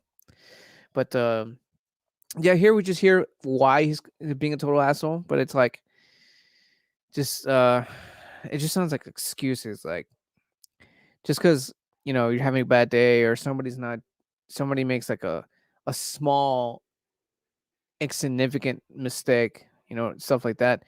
There's no reason to fucking do what Dan Schneider did, which was like he would pretty much do was he'll put you down in front of everybody for the smallest of reasons, stupidest of reasons, according to the documentary. So that's the difference. Well, what I'm trying to say is there's a difference between being a boss and a leader. But anyways, it's totally different. But I'm gonna shut up. Let's keep going so we can get to the ideas. I had to do. And watching that show, it made me, there were so many times I wanted to pick up a phone and call some of those people and say, I'm so sorry and let's talk about it. And I wish you'd had a better time and I wish I could have shown you a better experience. Yeah. Now, T-Bone's face, bro. T-Bone's face is pretty much saying it all. Like you can see it. Like look at that. Just where I paused it. Like, where is it? Where can I stream myself? So here we go. Just look at that face. That face just says like, yeah, man, whatever. Just shut up. Yes or no, man. Come on. Like it's obvious. It's obvious. But there's theories. And we'll talk about the theories right after this is over. We'll speed these up here. Let's go. You've written hundreds of episodes. Thousands of jokes have been told. Yeah. But currently where we are, some people think that some of those jokes are inappropriate for children. What do you... This is we're starting to get into the ideas here finally. So basically, Dan Schneider's writing style just looked too inappropriate for children's TV. I mentioned a few in the beginning of the lives, and basically it was adult humor in child TV. And that's the part where it gets a little I guess a little not black and white, but I can't say I'm against them because again, if you were watching cartoons in the 90s, first one comes to mind, Ren and Stimpy. If you watch Ren and Stimpy, then you know what I'm talking about. So I can't exactly say like, oh, it's too much because Ren and Stimpy was in a totally different level. than Dan's ideas. But again, I think because times are so different right now that, well, I should probably say times are much more sensitive now, because those jokes back then, I mean, yes, they were weird, but they were also silly. Like, they were funny. Like, even as an adult, I can still, I kind of still feel the same way as I felt about him. But again, we grew up watching stuff that, compared to the cartoons that are nowadays, it makes the cartoons look the cartoons from right now look like just nothing really. So it's there's a line between his ideas, and but that's just me. I don't know. Leave in the comments what you guys felt. Never felt comfortable with Ren and Stimpy.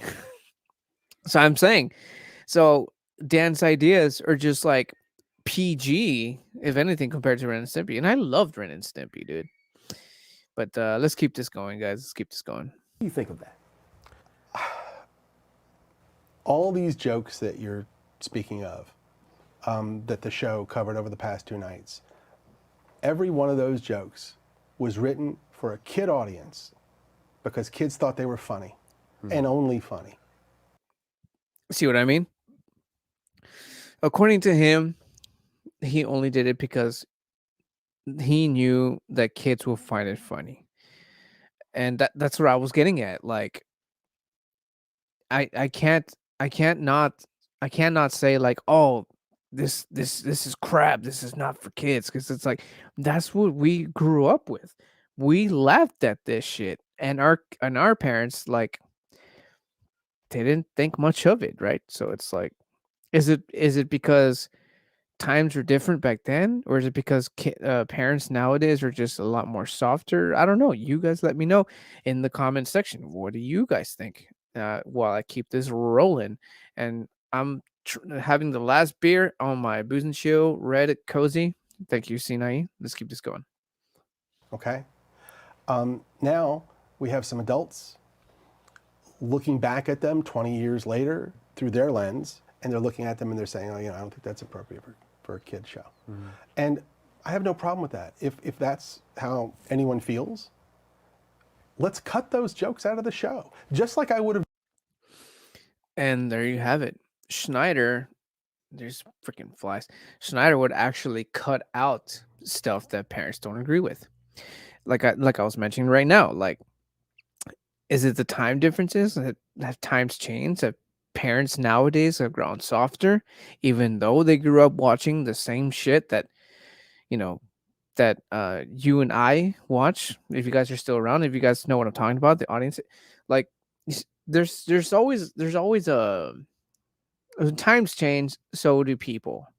So it's like, to me, it just feels like now parents are just a little bit more softer, which is why, uh, in this case, Dan Schneider's ideas are coming out as like, oh, too cruel or too sexual or this and that.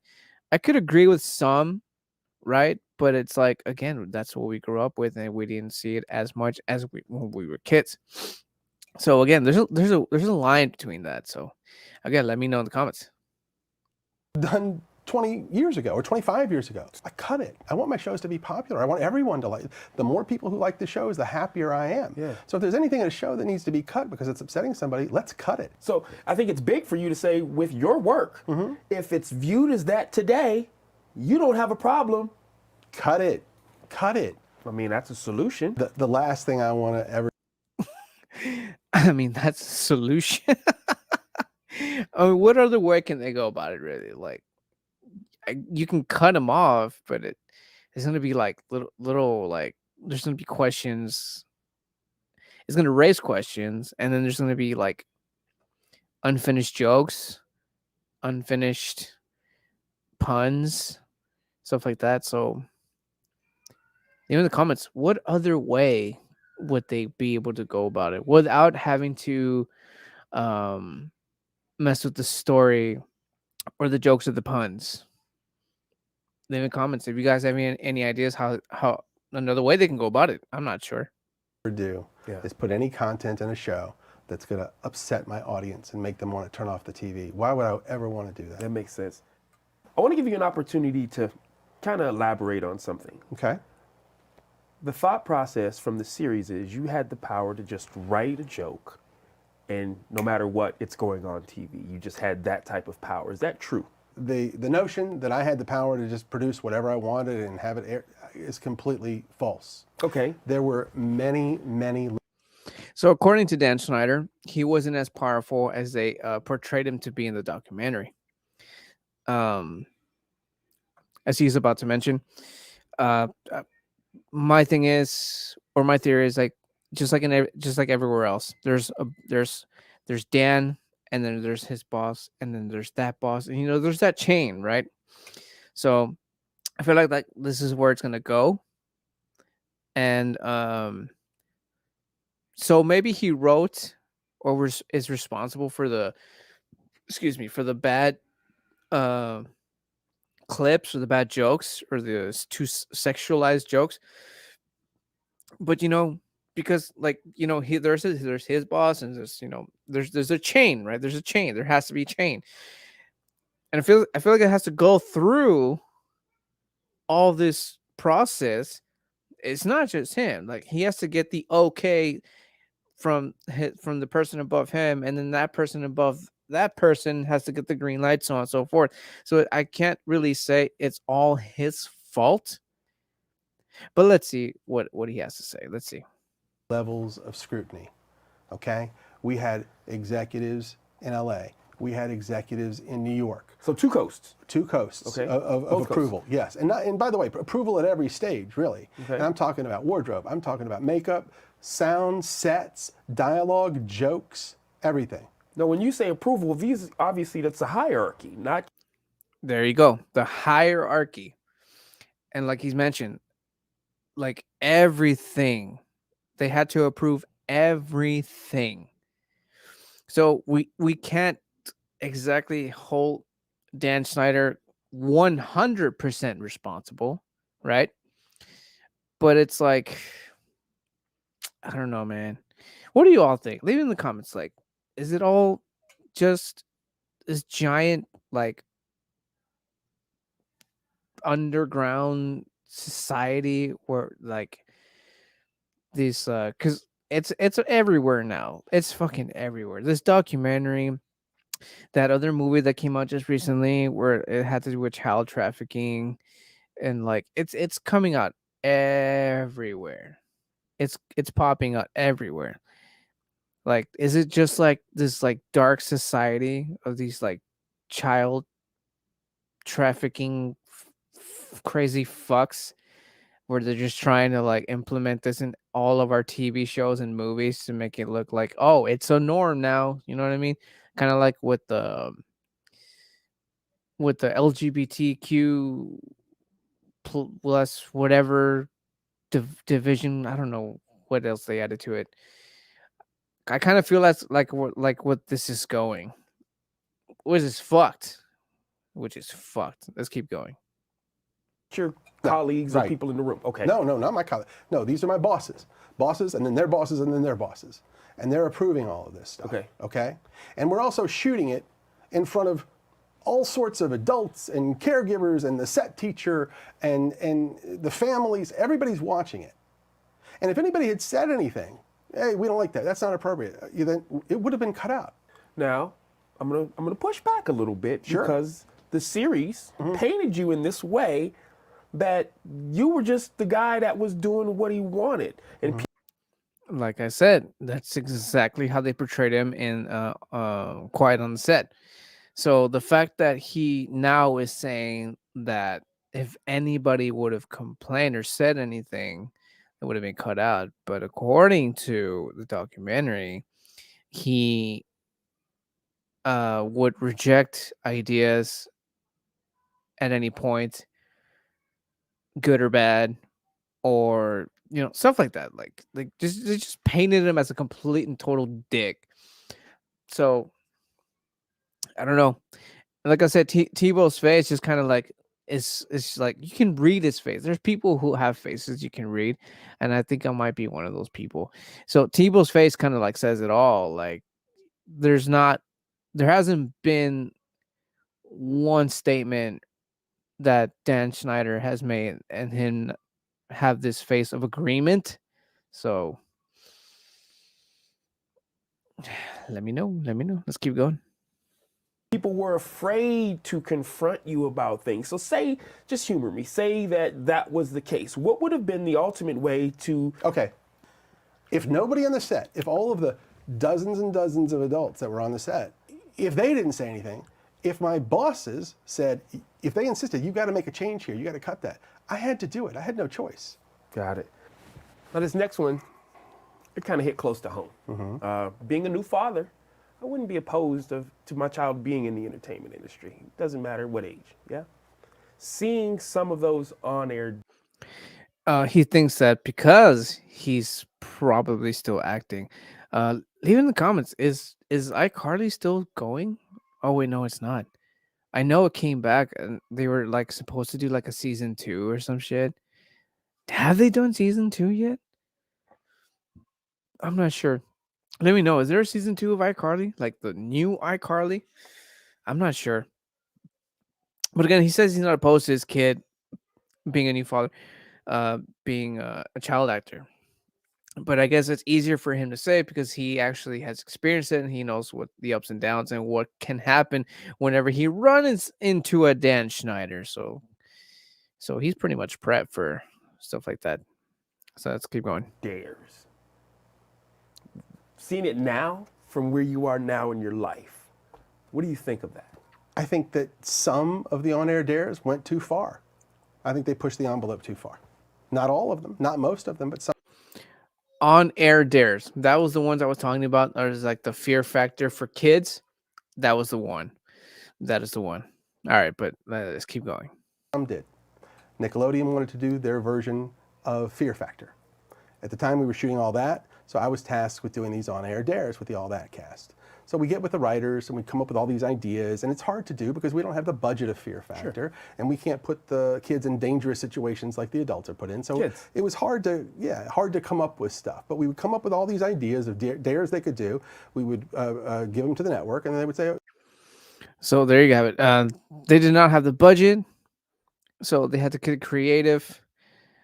And again, so it might have been Dan Schneider who actually came up with the dares and the ideas for this fear factor for kids.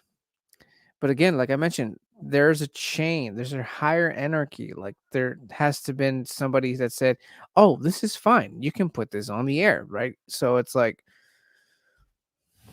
it's complicated, bro. It's complicated, but Hollywood, right? Am I right? Am I right? Tell us the ones that were okay. Right. Those are the ones we shot. Those are the ones that aired. At the time, I had no indication that any kid ever had a problem with them.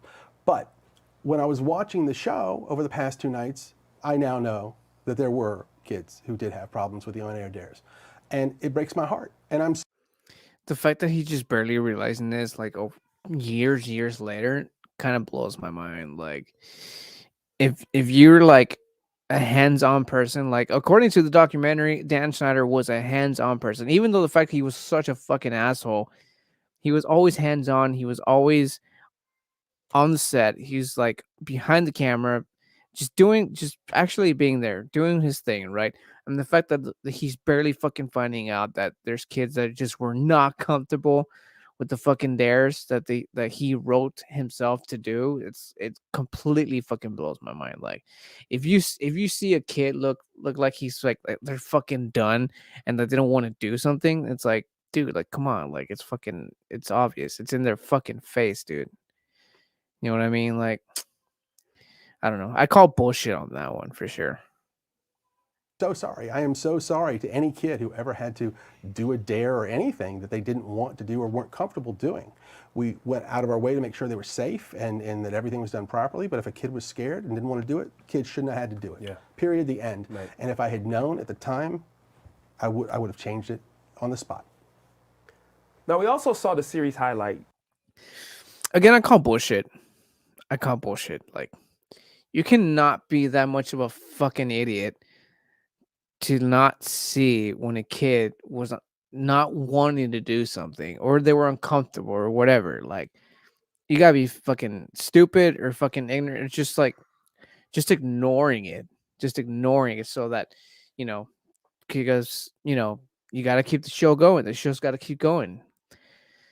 But, that's what I think. Two former writers viewers, two women, who spoke about a wage discrepancy. Now, I know that you don't divvy out salaries.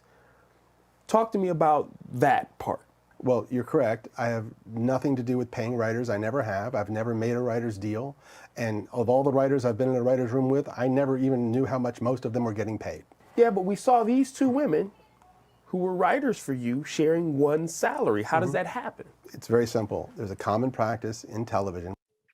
Okay, now he's about to explain how I mentioned in during the early part of the live stream that the two female writers who had to share a salary.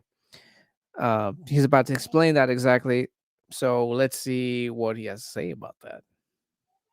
When hiring writers, if you have a spot for a new writer, sometimes you'll go to two writers and say, hey, if you two new writers for your first job are willing to share a salary, you can both have the job.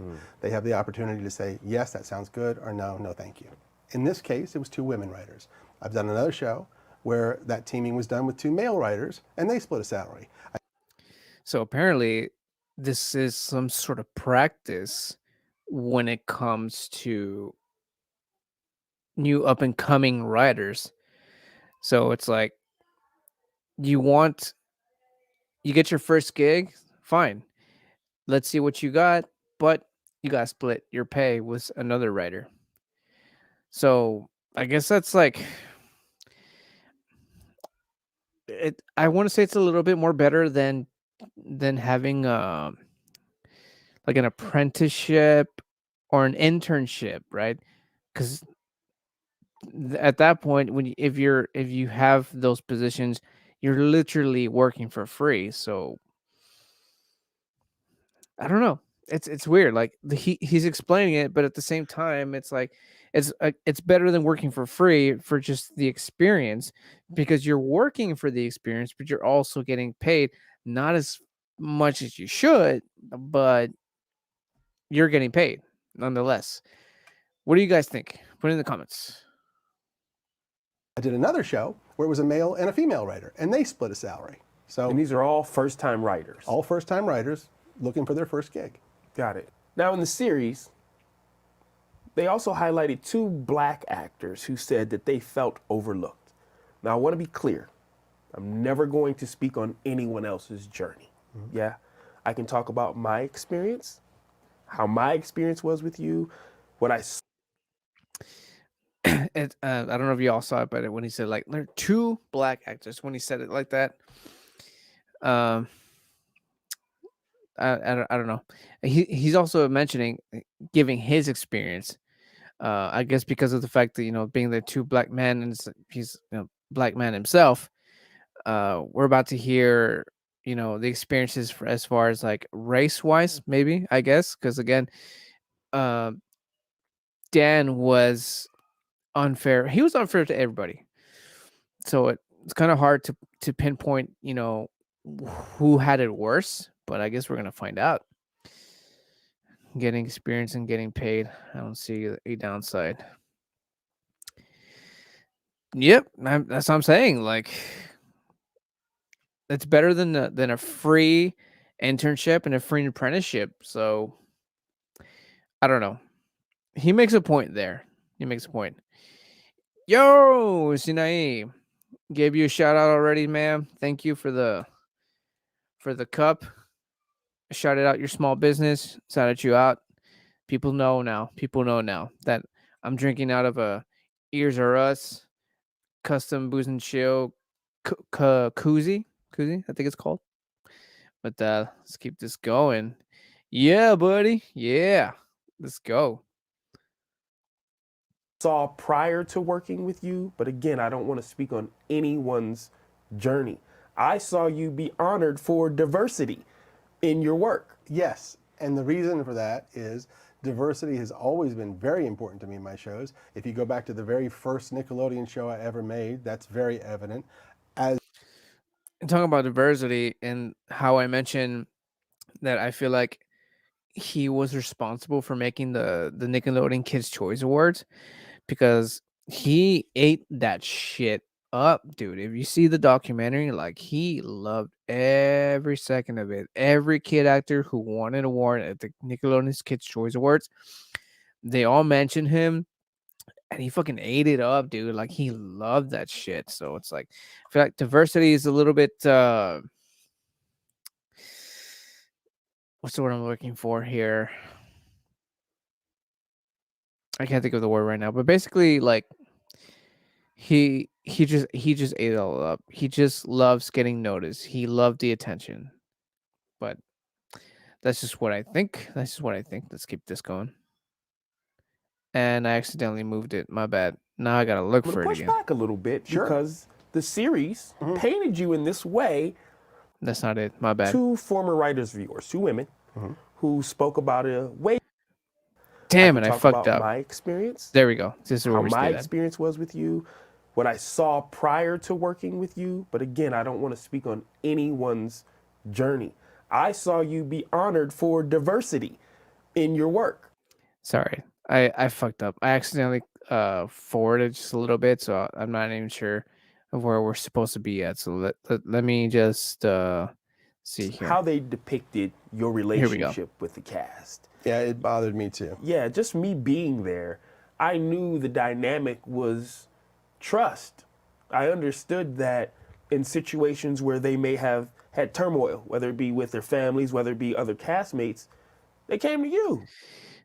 Tebow mentioned the dynamic being trust, but if you watch the documentary, you know that trust is just like it just fucking flew out the window.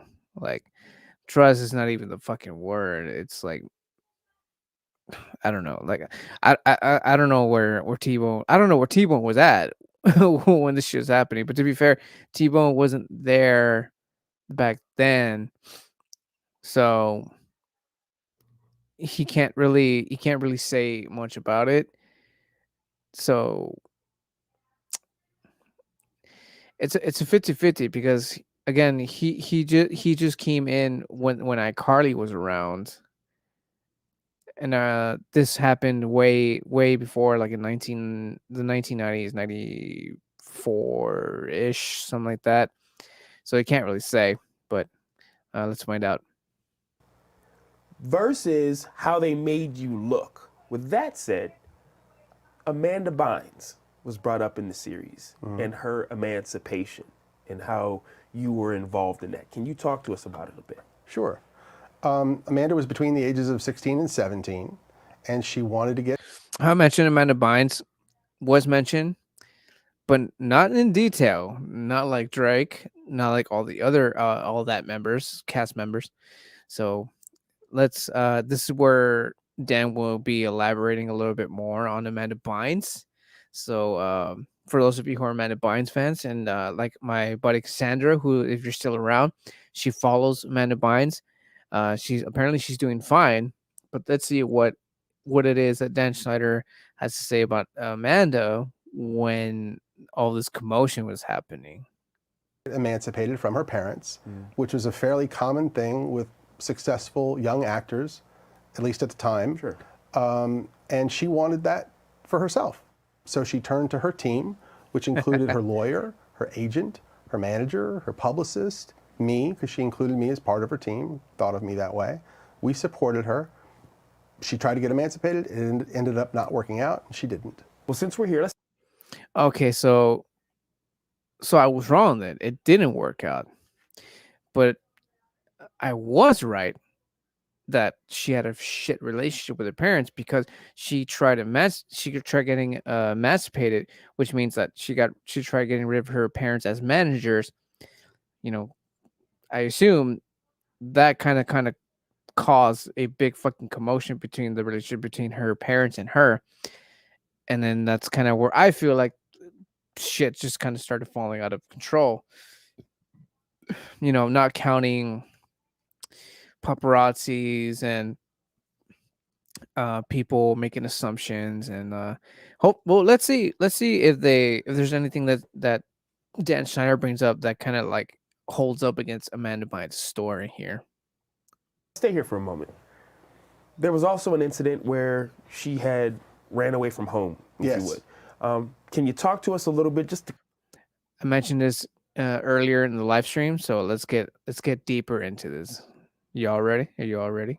Clear the air of exactly what happened in that situation. Yes. One night, it was very late, well after midnight, 1 or 2 in the morning. Phone rang. I answered. It was Amanda. She was upset. She was in distress. She had had some conflict with her parents, I think her father, and she called me. I was immediately concerned about her safety. I called someone who I knew was fairly nearby. That person was able to go and pick her up. Then I knew she was safe. I felt better. She ended up. Again, how I mentioned that she got emancipated from her parents, which causing issues, which is why explains why she was having a fight with her dad. So there's that. I mean, it all connects, bro. It all connects. So yeah, child acting's so fucking gnarly, bro. But let's keep going. Being taken to the police. Well, regardless of what some people may think, I think it's only positive that you are there for people when they need you. That said, let's talk about some of the things that have just been swirling forever. Okay. You were banned from your set. Never happened. That is a false rumor. What happened? Add it. So, how I mentioned earlier in the live stream that there are so many investigations during Dan Snyder's productions that it got his ass kicked out, right? And I'm back. Oh, awesome, bro. Awesome. So there's so many investigations around Dan Schneider's productions that it got his ass kicked out. And according to Dan Schneider's answer, as he says, no, false. Let's see what he has to say, because again, the guy got investigated after that first child abuser, and the second child abuser, and then the one towards him for being a total fucking dick. But he says after that third one, he got kicked out. Nickelodeon's just like, dude, just go, fucking go. But he says it's false. Now let's see what he has to say about that. To the list of false Talk rumors. to me. What happened? They were adult actresses at the time, and they had their own specific reasons for not wanting to do the show anymore. I'm not judging that.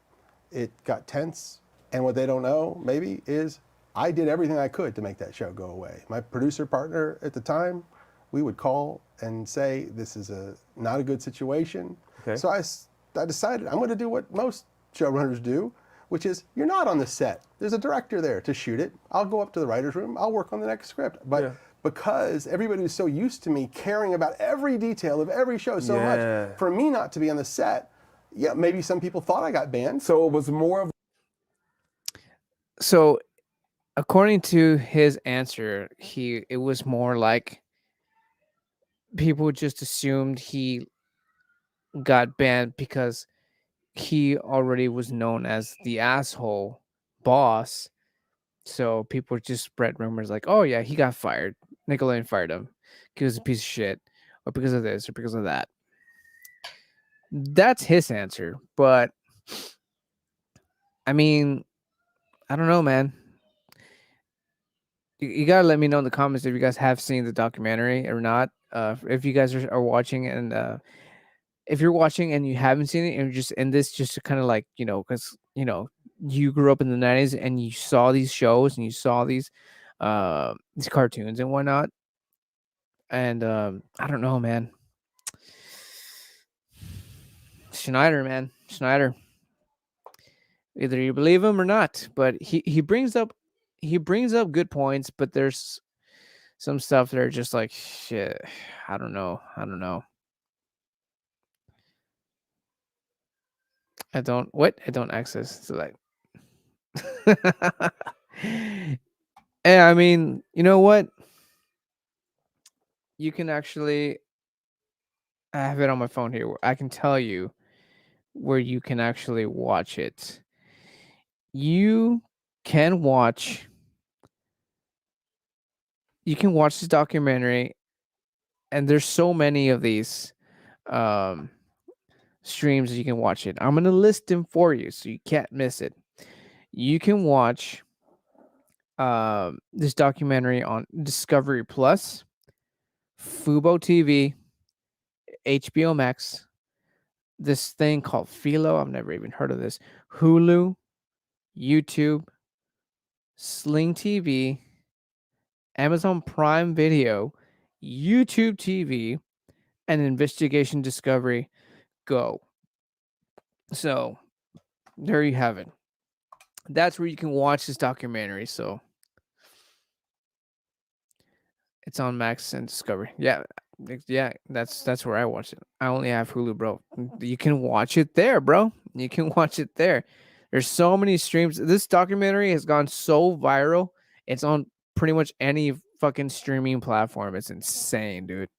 But there you go. If you guys are still there and you watch it, that's where you can watch it. Like, there's no way you cannot watch it. Let's get right back into this. An assumption because this guy's usually here and now he's not. I don't know if it was an assumption. I don't know if somebody thought they were making me look bad by saying I got banned from the set. I have no idea. Okay. All I know is I was never banned from the set. Yep. The darkest part of this series. So there you go. He was never banned. He was never banned, he says. If you have Hulu Live Surf, which I don't. Ah, man. I mean, check out the other ones. Check out the other platforms. There's got to be a way for you to watch it. There has to. They've given you so many options to be able to watch it. It's insane, bro. But Dan Snyder here is saying that it's all false. That it's just like rumors and people just being assholes. But it's like, I don't know, man. It's hard to believe. It's hard to believe it because you watch the documentary and you're hearing people who've actually known and worked with him, and then you get his answers. It's like, I hate it when this situation happens. It's just hard. It's hard to actually pinpoint what it is that's going on. I got HBO Max, so I can't watch it, dude. Do it, bro. Do it. It's gonna ruin your childhood, but it's interesting. It's interesting. Discuss child predators. Now, I want to make sure that we clear a couple of things up. Okay. Brian Peck was not hired by you. No, I did not hire Brian Peck. This was a Tolan Robbins production? Yeah. And when Drake and I talked and he told me what had happened, I was more devastated by that than anything that ever happened to me in my career thus far. And like I mentioned earlier in the live stream, that Drake actually trusted him with, telling him like he was the one, he was Brian Peck's victim. That's probably the only good thing that I have to say about this guy here, Dan Schneider, because he actually like supported Drake Bell after his incident with this child abuser with Brian Peck.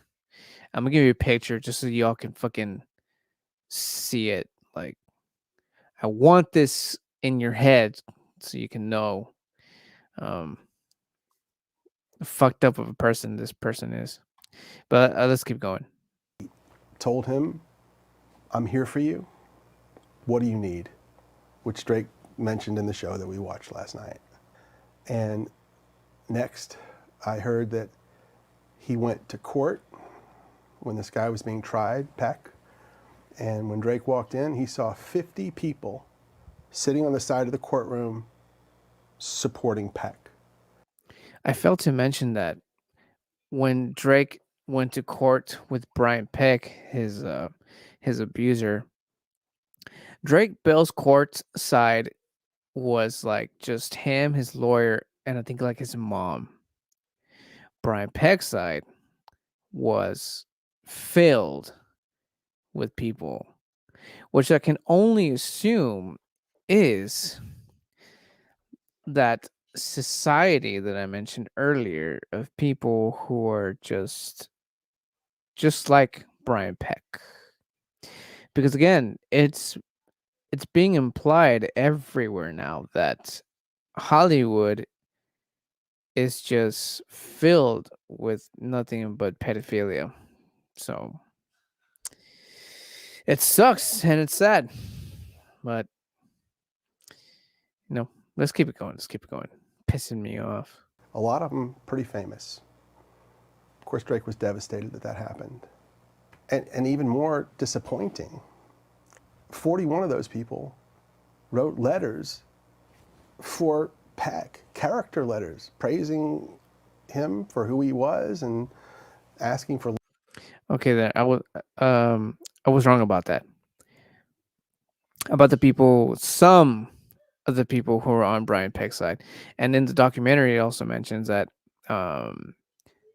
people who wrote to Drake Bell about his accident were also actors as well that actually supported him and apologized and stuff like that. So I guess at this point of the documentary I was too like pissed off and didn't notice that, probably, maybe, but I don't know. Let's keep going. Leniency, and they knew that he was guilty. They knew he had confessed to some degree, and they still did this. That's baffling that adults would do that. Yeah. And I don't know if people know this, but Drake's mom, a lovely woman who I stay in contact with this day, she came to me at the time and she said, Dan, I'm not good with words like you are. And we see some tears coming up with Dan Schneider. And he mentioned Drake Bell's mom, which I mentioned earlier in the stream, that she was warned by Drake Bell's dad to not leave him alone with Brian Peck. But again, Brian Peck at that point has already manipulated Drake Bell's life so much that it was just like Drake Bell was just caught in this web that Brian Peck has created for him. And it's sad and it sucks, dude. It sucks. Let's keep going. would you help me with my speech for the judge? And I said, of course. And I did. And he ended up going to prison and serving his time.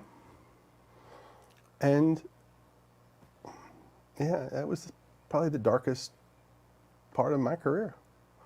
And here's the kicker that I really don't get. After he got out of prison and was, to my knowledge, a registered sex offender, he was hired on a Disney Channel show. That's fucked up. And again, this explains Hollywood, bro. That's why the movie Sound of Freedom took almost 5 years to get released, because it talked about child trafficking and pedophilia. Yeah, that's the one. That's the one that I mentioned that earlier. I just couldn't remember the name of the movie. But yeah,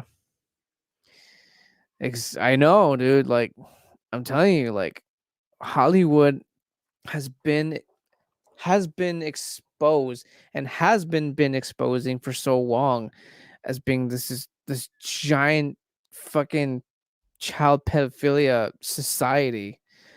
In fact, my wife just today, after watching this documentary, she sends me this video of I can't remember his name, but he was y'all remember the Disney show That's So Raven?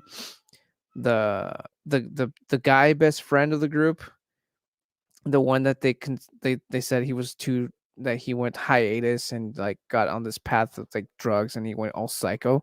There's this one video Again, my wife sent it to me, where he said that um that fucking that island of that I can't remember his name. That guy who owns that island that they accuse him of child trafficking. He's like, there's a society that how did he put it? There's you know that island where that what's his face where he sends kids and whatever. Well, this is a society that uh that smokes cigars. They're about this big, and he's like, that signifies that they stuck their into babies, and those same babies are like in like commercials and I don't know what, and they're just like being sent off to this island and trap.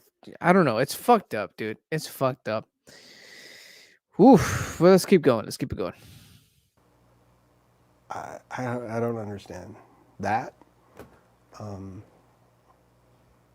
never, yeah, I don't understand. Yeah. I appreciate you sharing that, man. Are you okay? You want to take a minute? Yeah, I'm all right. Let's keep going. Yeah? Yeah. Okay. I think we really unpacked some important things. We set the record straight on a lot of things. Before I let you get out of here, I appreciate the vulnerability that you use in knowing that there's definitely things that you would have and should have done differently. At this point, Tebow is like, okay, there's tears, so there's a little bit of human in him, right? But I don't know. Even for me, that how he mentioned the story of Brian Peck's situation. It would piss me off to no end too. So I don't know. Maybe he wasn't. Maybe he wasn't a part of it. Maybe like he said, he didn't. He was not part. He wasn't. He didn't take part of hiring Brian Peck. So I don't know. Maybe he was just. Maybe she's just a puppet in this. I don't know.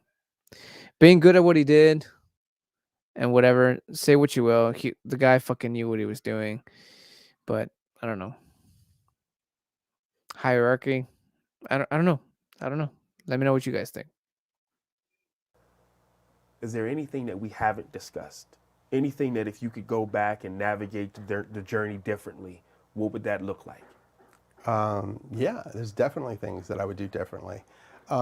One that I think would be really, really important is when you're hiring young actors, minors, to work in television, I would suggest that we have a licensed therapist there to oversee that process for the specific reason. Makes a point. I can agree with that. Because in the documentary, some of all that child actors were mentioning that because they suffered the wrath of this man here that you're seeing right now, Dan Schneider. Um, you know, they got relationships were ruined. They got traumas. They're just like they're having a hard time. So that idea is good, but it's a total. It's ironic because he kind of was one of the causes of these kids' like problems. But I can agree with that. Even though he's being a total fucking schlong, I can agree with that. Of making sure that those kids really wanted to do this job, that they really wanted to be on television. Maybe they should even be informed about what that means. What's it going to mean if you're famous? What's that going to mean on social media? What's it going to mean within your family? T-Bone's face is just not cutting it. T-Bone seems to know something that we don't know, because he's just nodding like with this like he's not agreeing. But I don't know. Let's keep going. Let them find out. And then that way, if a kid doesn't want to be on a TV show, they can opt out. That psychologist, that therapist could come to us and say, this kid doesn't want to do it, or their parents aren't understanding of what's going to come. And then we could avoid the mistake of ever putting a kid in a TV show that didn't want to be there. And additionally, appropriate jokes made and inappropriate topics come up. Ah, crap! I did it again. intimate Sorry, time. guys. Damn it. Give me And a she second. said, "Yes, that we have a licensed therapist." Damn it. I fucked up when I was trying to pause it. But basically, T-Bone's face is just not cutting it for me, bro. Like, he's just like, nah, I don't know. Now I gotta find where my place again. And additionally, the main thing that I would There we go. change is how I treat people and everyone.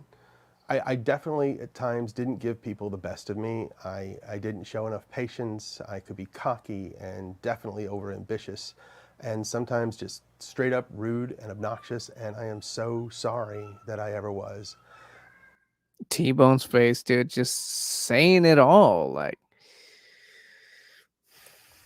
you know what I mean? Like, look at this man's face right here. This is not fucking saying like, I don't fucking believe one fucking words coming out of your mouth. Because I call him Tebow because that was his name in iCarly, but he's worked with him because iCarly was Dan Schneider's idea.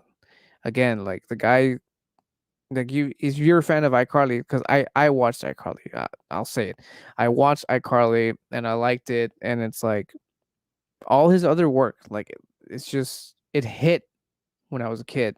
Just like probably how if you guys right now watching right now, you watch his stuff and you liked it. So like his stuff was good for the time, right?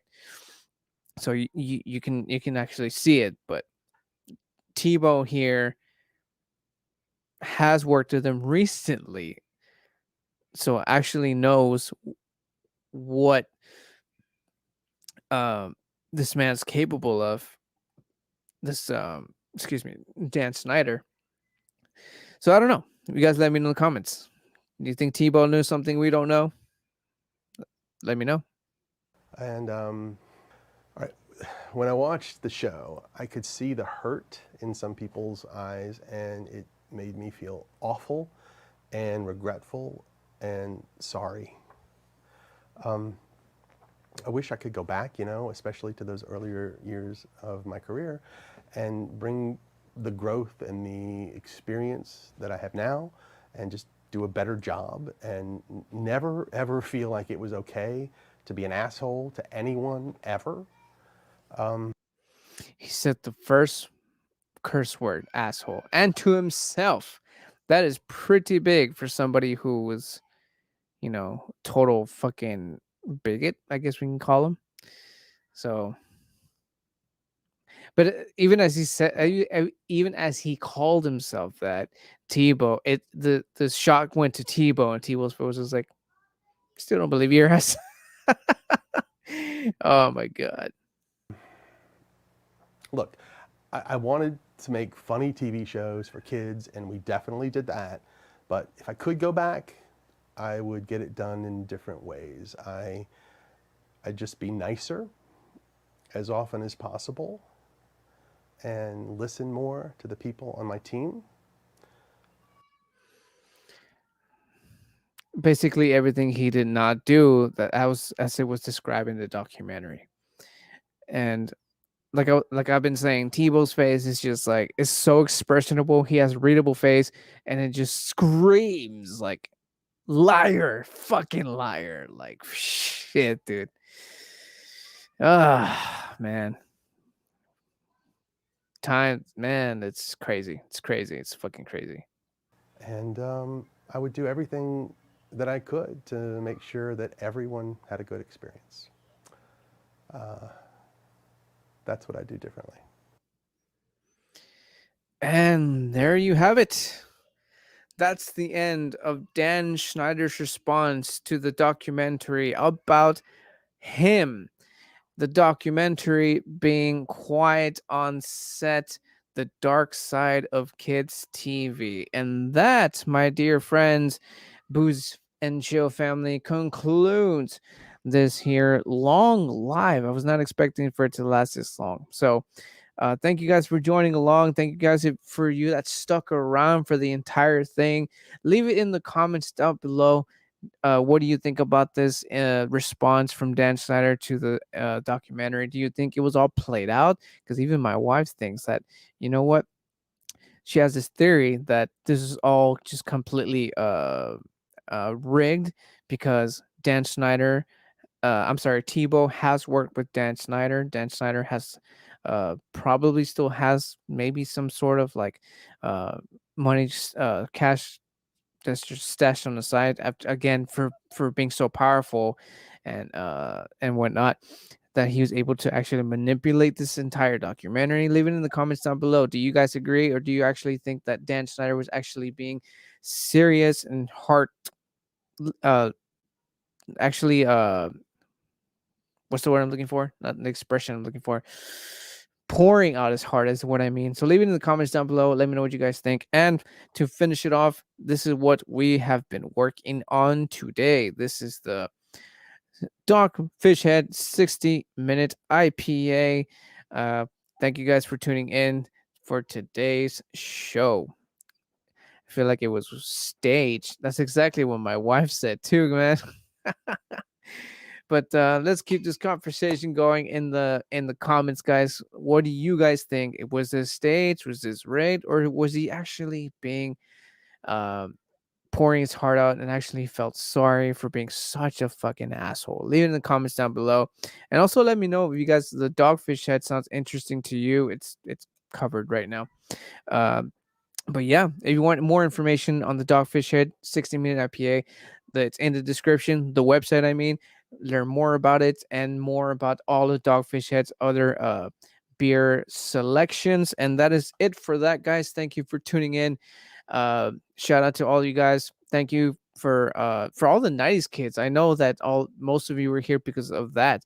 It's messed up all those 90s kids and all of our like favorite TV shows and stuff like that. But anyways, thank you guys for tuning in, and I will see you guys in the next one, in the next video, in the next live, or the next podcast. Don't forget to follow all those Booze&Chill socials, and also become a Patreon member if you want to get this, not this, but the podcast earlier, behind the scenes stuff and the making stuff and other juicy stuff. All starting at $3. If you like what I do, if you enjoy what I do on here, you can further support me there. And I will see you guys in the next one. And remember, if you keep watching, I'm going to keep drinking. See you guys next one. Peace out.